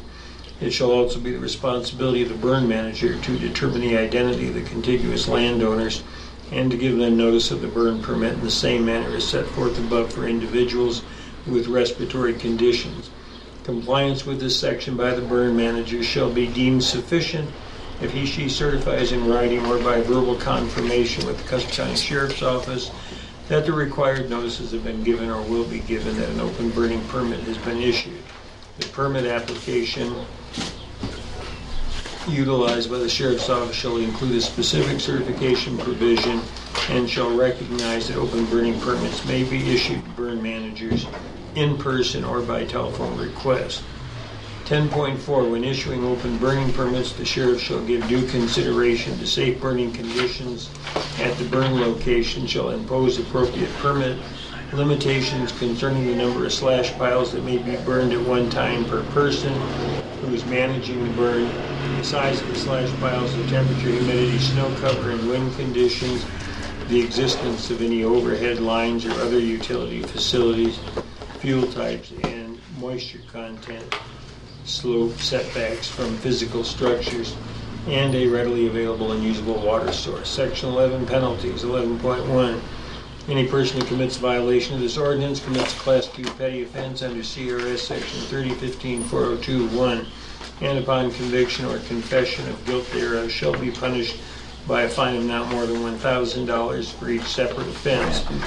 In addition, persons convicted of a violation of this ordinance shall be subjected to a surcharge of $10 pursuant to CRS Section 3015-402-1. 11.2 Each violation of this ordinance shall be deemed separate and distinct from any other violation of this ordinance or of any other federal, state, or local rule, order, or regulation. 11.3 The penalty assessment graduated fine schedule for such penalty assessment procedure shall be as follows: A. $250 for the first offense. B. $500 for the second offense within 60 days of the first offense. C. $750 for the third offense within 60 days of the first offense. D. $1,000 for each additional offense within 60 days of the first offense. E. In addition to the penalty prescribed in this ordinance, persons convicted of a violation of this ordinance are subject to a surcharge of $10. 11.4 The penalty assessment procedure set forth in 16.2.201 CRS shall be followed by law enforcement officers charged with enforcement of this ordinance. 11.5 All fines assessed for violation of this ordinance shall be paid to the treasurer of Custer County. All revenues generated through the payment of such fines shall be paid into the general fund and shall be allocated as follows: 40% to the Custer County Sheriff's Fund, 40% to the West Mountain Fire Protection District, and 20% to the Custer County Sheriff's Office, Custer County General Fund. Section 12, declaration of an open fire ban. 12.1, the Custer County Board of County Commissioners or the Custer County Sheriff or his designee deputy fire warden shall have the authority to declare an open fire ban whenever the danger of forest and grass fires is found to be high, and without further proceeding or resolution. Any declaration of an open fire ban made pursuant to this section shall specify the stage level restriction, the parameters of the ban, and the duration of the ban is deemed necessary and appropriate, and shall be promptly published through a general press release to local radio, print media, as well as posting on the Custer County internet websites and social media. Likewise, when conditions indicate a reduction or increase in restrictions or the suspension or release of restrictions, the same notification to the public shall occur. Section 13, enforcement. 13.1, this ordinance shall be enforced by the sheriff through his deputies in conjunction with fire code officials, and upon receipt of a statement of probable cause, the fire chief or any fire protection district or their designee, the administering agencies of the state and federal lands located therein, or fire chief or his designee of any incorporated city or town that adopts this ordinance, and any peace officer in and for the state of Colorado as described in CRS section 16.2.5.101, and they shall have authority to order any person to immediately cease any violation of this ordinance. This authority shall include, but is not limited to, the right to issue a penalty assessment notice and the right to take such a person or persons into temporary custody.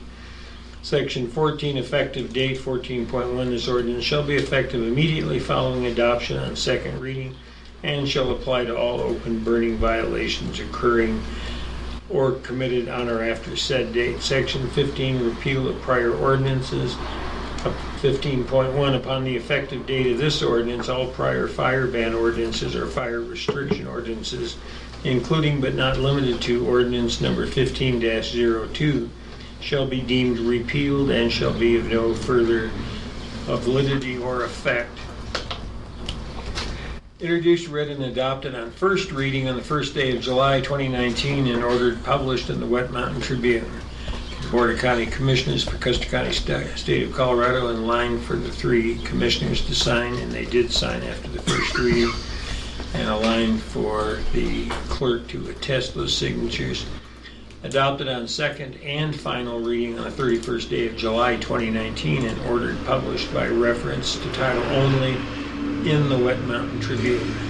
The Board of County Commissioners for Custer County, State of Colorado, and again signature lines for the three commissioners and a line for the county clerk and recorder to attest if this is approved on second reading, approved and adopted on second reading. Thank you, sir. Who's pleasure? We should have I was thinking, I didn't really listen to all of it. If we could read it one more time, and I'll try to pay a little more attention. I move that we adopt ordinance 19-02 as written. I'll second it. Been moved and seconded to adopt ordinance 19-02, an ordinance restricting open fires and open burning in the unincorporated areas of Custer County, and also included the incorporated towns of Silver Cliff and West Cliff. Discussion. Job well done, sir. 27 minutes. Really? Yeah, that was your all-time long. I've seen ordinances in other counties that go on 40 or 50 pages. cool. I don't know how they do that. Public comment? Hearing none, we'll proceed to vote. All in favor, say aye. Aye. Opposed, nay. I did. Sorry. Ordinance 19-02 is adopted.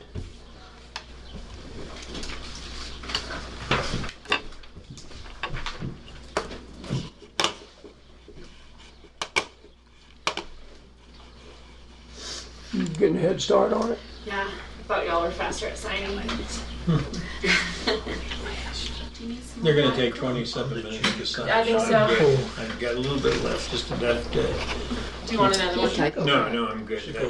chair. One bottle more of water than I ever drink in any given day. I don't like water. So, how do you spell that? Peon? P-O-N. Peon. ISSON. I just need to get the full title to send it to. She didn't even bother alphabetizing. So this time it's not published in its entirety, just Just the title. the title. I got a couple things in public comment.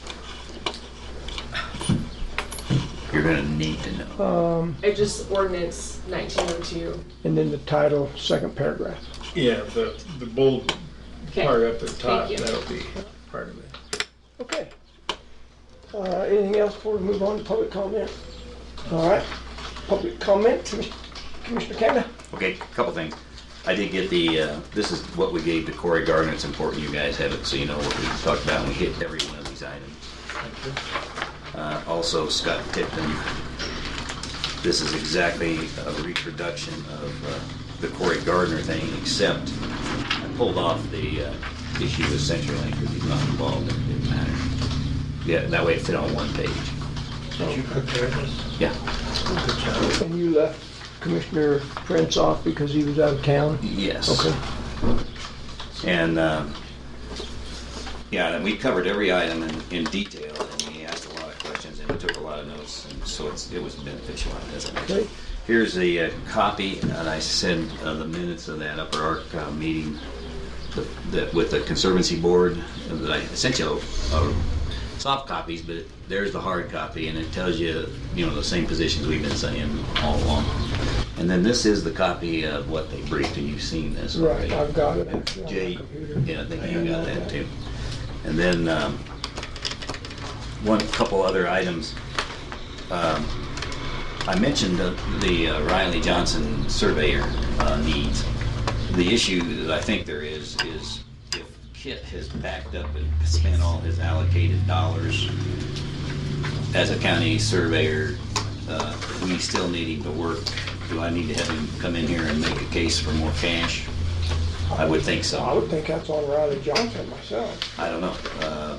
It's a county surveying request. Now, Riley can pay for it if that's the case. I don't mind that. We don't need it. They're the ones that need it, right? Right now, that's correct. Right now, the data that we currently have on record does not include enough information. And so the survey has to be, a couple pins have to be relocated, and that's the extent of it. Kit, they talked to already, and Kit said he's more than happy to do it, but I'm gonna have to talk to him about whether his budget covers it as a county surveyor or whether it'd be separately billed to Riley. I don't care which way we handle it. We don't need it surveyed. They're the ones that need it surveyed, right? Well, it's our requirement though to get it done correctly, so I don't know. That's a good question. And I would think that would be part of the fee we're paying. You wouldn't I hire, think we should tell Riley Johnson, we believe it's their expense. yeah, then, If they come back with something saying, no, it's not, and it's yeah, ours, then let's we'll consider it discuss that it. Okay, time. that's fine. Does that sound reasonable? Just wanted to make you aware because I think that No, I may be an agree, issue. but it sounds like it ought to be theirs, but they may have Sure. some argument that's valid. Who knows? OEM, we've talked about the rescue or the body recovery of We the did. accident. Remember that? Not this meeting, but last. We just had somebody recover within the That's last right. few days. Sunday. Yeah, the recovery occurred. The only reason I'm bringing it up is the OEM was contacted by the lieutenant colonel that perished, his boss, to want to coordinate and thank and work with the county. And so they, being the rep, I'm dealing with them. So I'll bring whatever. They just want to say thanks for all the support and all that kind of thing. Just wanted to make you aware of it. OEM? Yeah, Officer Meredith? no, it was actually Search and rescue. Search and Rescue did. I'm sorry. It was Pat Fury. Right. Yeah, I didn't mean to say OEM. Yeah, it was. And so I wanted to talk about that. And then that's it for now. So I just wanted to bring us all up on the same sheet. Okay. I move we adjourn. Well, No, sure, we'll. No, I don't. We gotta get the rest. What else we Now gonna it's get? his problem. Executive session. Oh, that's right.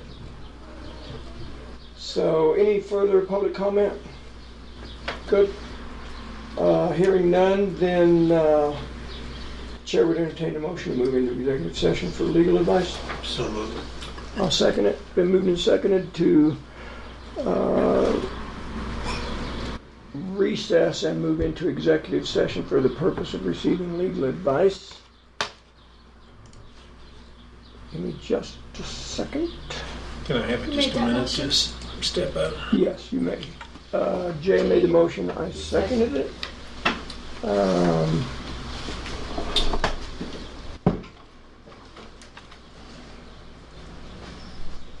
So for the purpose of receiving legal advice on specific legal questions under Colorado Advice Statute, Section 24-6-402, Sub 4, Sub B.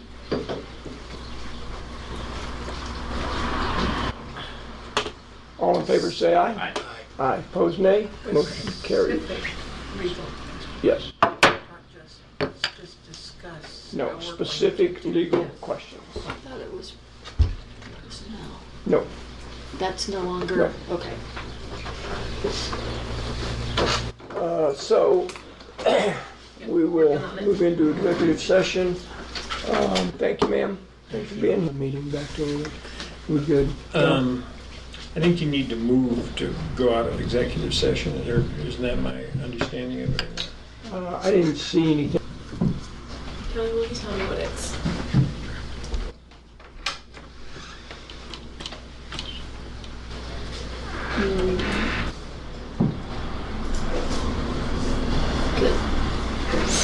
You good, Kelly?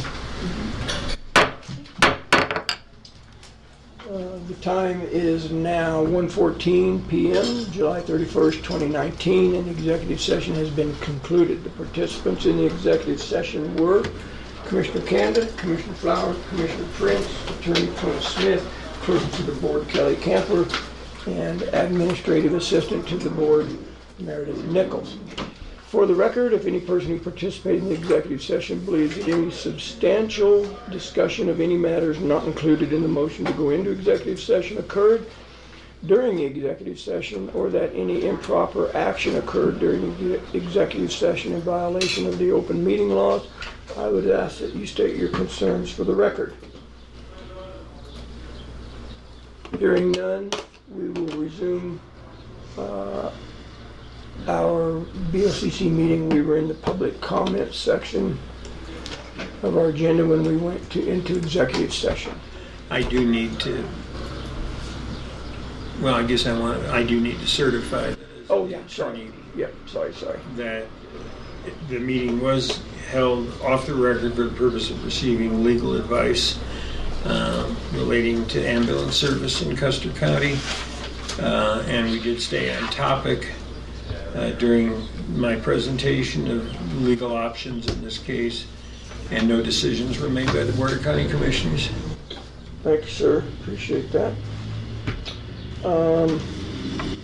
So I have some comments. I think we would not be acting in our best interest if we approach this meeting in any kind of a negative or aggressive manner. I think they're expecting that.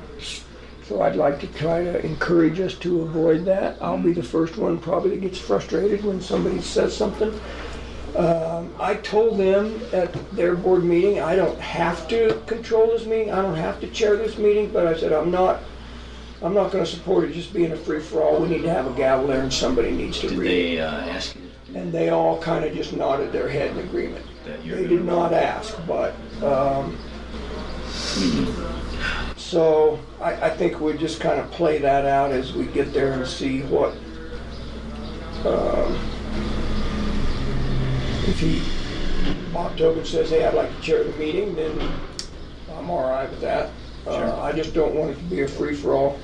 The other thing I don't want to do is, what if this happens, what if that happens, because nobody's got a crystal ball. We're not going to know that. I would like to kind of call them to task at some point for the board, not Lisa Drew, for the board to defend their policy and their decision not to roll on the Wetmore incident, What's their logic? and I would like to ask them to defend, I know what they'll say, but I'd still like to have it on record, of why they can roll on an incident on July 15th outside the county when they won't roll on an incident on July 5th inside the county. They're gonna scream, we have an MOU with them. But I still would like the board of directors to have to go on record of that. I can tell you, I'm not gonna have a lot of patience for Ms. Drew answering every question on behalf of those board of directors. We won't have that, right? And I don't think they need to have that. So, when I ask a question, it will be to the board of directors. You gentlemen are welcome to do whatever you want, but that's where I'm coming from. So, if I ask a question to the board of directors and they don't answer, and I'm trying to hold their feet to the fire. I didn't ask your executive director. I'm asking you as a board. What is your policy and how are you Who's going the to chairman of defend the that? board for that? Bob Toby. Toby. So that's kind of where I'm at. I sat through that board meeting the other night, and I guarantee you, Lisa Drew had a narrative on every subject that was brought up. And I'm interested in hearing from the board of directors. That's who the meeting is with. It's not with their executive director. That's who's in charge. So, I don't know, you guys have other thoughts? My thought is, I absolutely agree with you. Let's go in with let's work something out that takes care of all the citizens. And I think that's the only appropriate approach we take.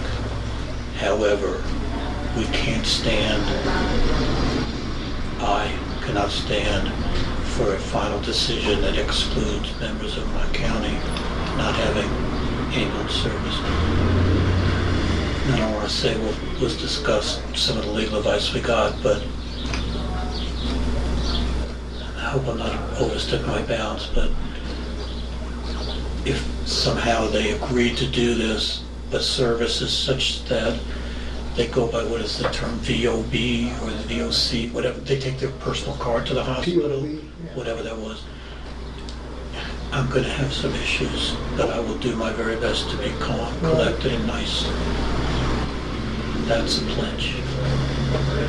Yeah, Promise it, but I pledge it. the other thought I had was I don't have a problem with kind of following their agenda, but I'm gonna have the agenda that I wrote up there and make sure that the points that I feel are important are covered off of, I don't wanna say our agenda, because you did agree that you didn't have a problem with that agenda, but, because certainly there's nowhere on their agenda to be accountable for some of their policies that are in effect right now.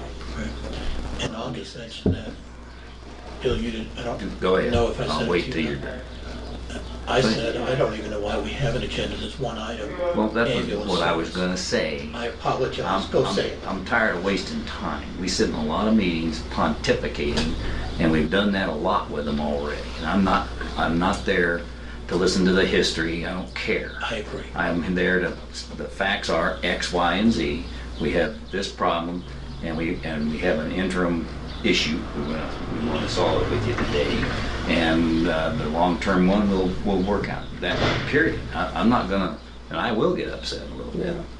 And it's not that black and white for me. I think history, either in a court or in some collaborative effort, is gonna have something to play, Well, some play into how things go. correct, So but that's I the do history care I about the history. accept, Tom. But that's the position we're taking. We're basing it on the history we know, period. And they know it too. And if they don't, they can tell us. I just don't want to hear the same thing for the third or fourth time. Well, I don't either, from their director, or from their executive director. I wanna hear the same old thing from their directors. We haven't heard that. Well, let's hear what they have to say. So I don't have a problem rehashing the same old crap, but I don't want to rehash it with Lisa Drew. I want to rehash it with their executive or their board of directors. But I will lose my patience, I'm telling you, because I know that board has more history lessons than that they have. They've been around a long time, and if it looks like they're just jacking us down a path, I'm not going to sit for it. That's me. then that's legit. We'll see how it rolls, but I agree, that's our plan. I'm going to be, and you know me, I'm going to be very cordial. Well, and they don't have a lot of history on that board. That's the problem. Tobin is the longest serving Tobin member. does, and he's the committee Do chair. you know when he was elected? It's in your documentation. I don't know. Jenny probably has the most experience with the subject matter. And if they're not doing their job, they should have been sitting with Lisa for the last month, listening to the problems. They ought to be well aware of it. I'd really like to see their budget before the meeting Monday. I'd like to go over. They can give me a They were gonna total send on it expense. for them. They agreed They to can do give that me a last total week. on their expenses, and I like everything ambulance service, of course. But what it's broken down as, and their revenues, these are the things that That's on that That's DOLA supposed to- website too. It's supposed to be, What's yes, that? it it's is. not, Well, it's Did not you broken look down. on there? It's totals. so follow up on your conversation, if I may. I talked to Clint. I think we're going to have to do a quarter request because I've asked politely for their budget. She's directed me to the website. It is a summary budget. No breakdown. There's no mention of salaries. There's no mention of operating expenses. There's no mention, I've got it right here. There's no mention of any of the specifics of the budget. The $660,000 was their, $410,000 was their 2019 proposed expenditures. And $650,000 was their proposed revenue. They don't even have an actual revenue. This is off the DOLA website. So I called BS on that. Where's their actual 2019 budget? Where is their actual worksheets that they come up with $650,000? I've requested it 3 times, Gotta be have not gotten it. crazy. We have no idea Well, what and the it's- salary of anybody Well, over there is. To me, Tom, you're right. That EMS, that 3 mils should be spelled out there. The taxpayer needs to know that they're getting their money spent in that method. All that money should be only that ambulance. There's a couple things I think we need to be aware of. I wasn't.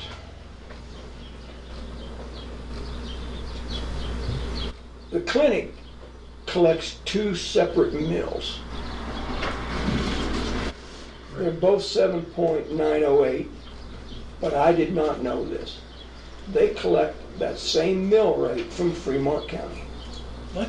Like, how can they do How that? could they get a Fremont County mill? because they service Fremont County. Just in Their that, taxpayers are paying that here. And so they somebody- made, just in that little portion. that little, they that little made- knob that Yeah. goes into it. and that mill levy generates 4,000, There you go. I could look exactly, but. I gotta get to the post office before 2:15, whenever the mail goes out.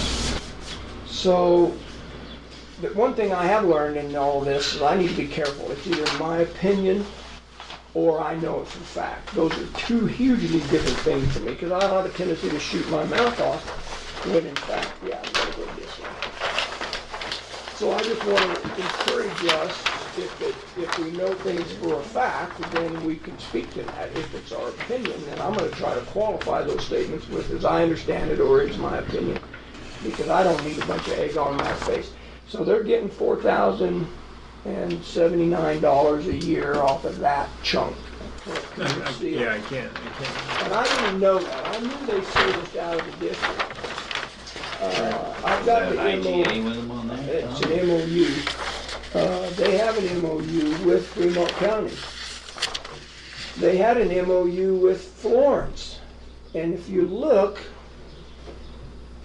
Wetmore Fire, sorry. No, Florence Fire, Rye, yeah. So, Florence EMS, which I guess, is that under Wet Mountain Fire? under No, Under Wetmore Fire is EMS. Can you, just can't read. Yeah, there you go. Okay, see, EMS and Wetmore Fire are the same down there. All right. So if you look, EMS service, the first priority was to Florence. Florence went away. So now tell me who the first priority would be.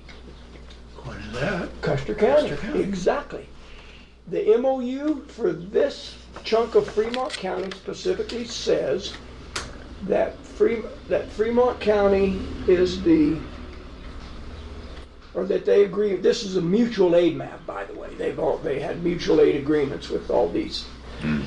So if Custer's the primary, if Custer goes away, then Fremont becomes the primary. I mean, it's in all those MOUs that if something happens to one, everything rises up to the top. Based on that chart,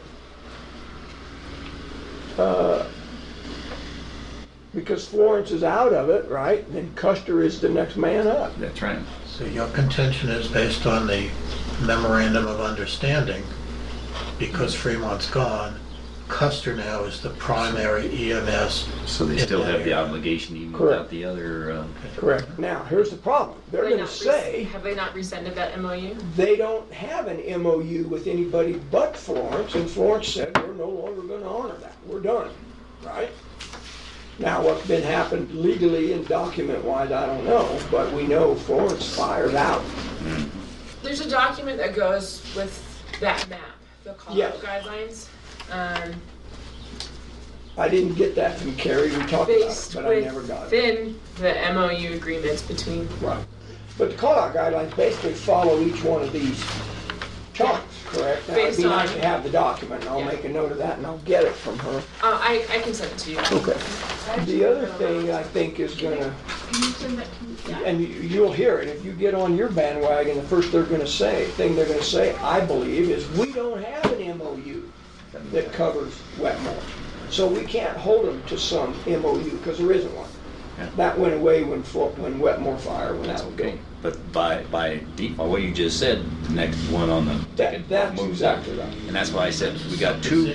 Well, I don't know, but we can. Right. That's something to stand by. Right. But more importantly is the documentation, the law that we see formally their obligation that they signed up to in '88 or whenever it was. In '89, and I think that's going to be our strongest Right. point. You have an agreement with us. Doesn't matter. I haven't seen, and I'll probably ask council or any of us can, have you seen any other documents that supersede the agreement of January 3rd, I 1989? think we can ask them. And we can ask them the same thing. Can you provide any Shows. documentation that shows us that Right. was either rescinded or superseded by another Right. document? They'll claim that the amended service plan will. Well, it doesn't. It's clear that it does not. So, No question. So, all right. One thing we have not seen, forgive me if I'm intruding, is, and I talked to Kelly about it, I found an article that said, this was Ben Kittle, saying in 1988, county voters okayed the establishment of a hospital district, but we haven't found that ballot. She has Jordan looking for it. I didn't find it on microfiche, but I may not have been looking. Isn't there a exactly. state archive? Well, that's what we were talking about, is we cannot find Gotta it, be a and state DOLA does not have anything earlier than 2012. you're talking about, This is I made a bunch of noise with my 1988 map, county sorry. voters okayed the establishment of the hospital district. What was the wording? What did they agree to? That's Yeah, where kind is of it? Where is it? important, but we Well, it's don't a have law. a It's gotta be copy of somewhere. that. That's Have a you checked law. the court file? I am still, No. I am confused She- as to what the I don't- difference Well, I was between- looking at the court file, but I wasn't looking at that, but when it was established, okay? You know, one of the there's two terms steps that they was that the changed. judge had You to know, that- approve that everything. There could be some General Article documentation in changed there that for they want us backup to appreciation. appreciate. What's the significance of that? Well, there wasn't any initially. They wanted to form that district. And when it was a clinic, it was countywide. Okay, so the district allowed us to lop off. That was really an EMS. So the piece, I district think. let them set their boundaries. Now, the big name change really came in 14, 13, when they were given different status to move them into a rural health care center instead of a They were Well, a community clinic. community before that. clinic. Well, and there was a lawsuit But involved what's the significance? that I can't find. So, it's in that, I had her looking for it, for, that some of the EMTs somewhere filed a lawsuit Right, to get paid. yes. With the, And that changed them to the status of employees. But I Right. went in while you guys were in here, I went in there and I could not find, she couldn't find that on her, because I wanted to know who brought it up and did it ever go to fruition or Right. did they just bail out? okay. Let me Go ahead. address that real quick, but I want to come back to something. So, to me, here's what came out of that reclassification, them getting their new status. One, it allowed them to legally refuse any emergency ambulance transport patients to the clinic. And that's why, I don't mean to That's interrupt okay. you, I just want to make it clear in my head. That's why, even though the ambulance barn is very close, they will not take an No. ambulance there. That's right. Can't do it now because of their status as a rural healthcare Got it. provider. Secondly, I think that it moved that from a volunteer to a paid ambulance service. And here's why. The board reviewed options of a lawsuit against RT Welter for losses incurred as a result of the gross malfeasance of the contracted billing company. It goes on and on, but it comes down to those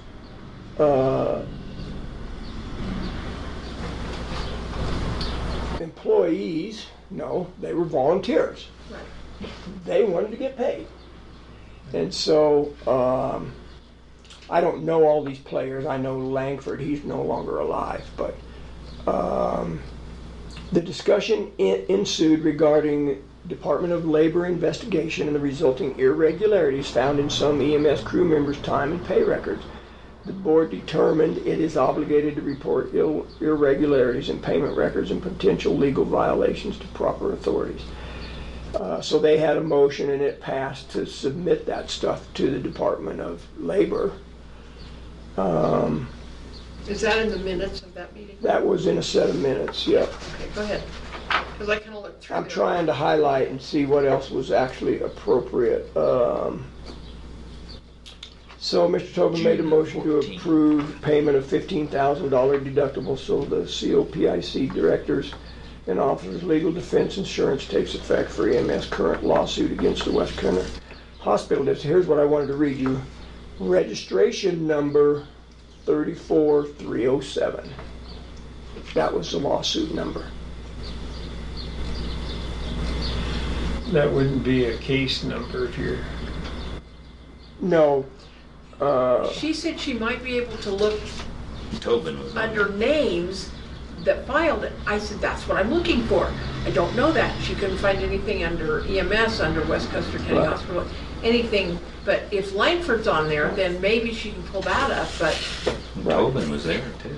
And then here's the thing that council had alluded to today, and I also said that I'll read it. Mr. Arbuckle reviewed previous discussions with Mr. Michelson regarding the service plan. Now, if you haven't read that service plan, I highly recommend we do that before we get into a meeting with them. Recommendation was for simple modifications in filing with the county commissioners. The modifications include deleting volunteer 24-hour emergency medical service in the clinic. Well, that's sure as hell not simple. That was not a simple modification. It took a lawsuit to get there. Changing the community clinic to rural health clinic. That was not a simple modification. That did away with transporting patients via ambulance to the clinic. And then this was simple, deleting the statement about providing health care service to high school students. They had a very loose agreement, according to these documents, that they would try to provide health care to students. Do you have the service plan? Could you email it to me? Yeah, it was, well, it was part of that, those You've got it. handouts Well, I that already have it it. was that one that was paperwork. 1988 amended Oh, I've got it. 2015. Right, 2015. That right there. Oh, this it? Okay. Yes. Yeah. I will Now, read it again. on the I read it website once. and in the minutes, they make a lot of mention of attached documents. You brought it up. There are none. Right. So it would be interesting to try to hold their feet to the fire and say, your service plan mentions attachment A, B, and C. What is Where are those? Right. Let's have those, because they're Yeah. not on your Yes, website. I think it probably, forgive me if I shouldn't be saying this, but I think it probably serves their purposes Get ready to to bolt. keep files hidden from the public. And they don't, that's why they don't want you tinkering with their stuff. Right. I think this has been going on for 30 years. Are you going to that meeting on the 5th? You darn right I am. So I just think, I'm talking to myself more than to you guys. I've got to continue to do the research to make sure I understand what's going on, that I don't get in there and start running my yap about stuff I don't know what I'm That's right. talking about. Same. So, other stuff, gentlemen, before we adjourn? I'm gonna send you guys the call out guidelines. Okay. It does say, it specifies the call out guidelines for in district district. and outside of district, which shows that there's Which is agreements district. to back up those, and that Fremont with Florence being out, then that would, Right. unless they've Yeah. amended the call out guidelines.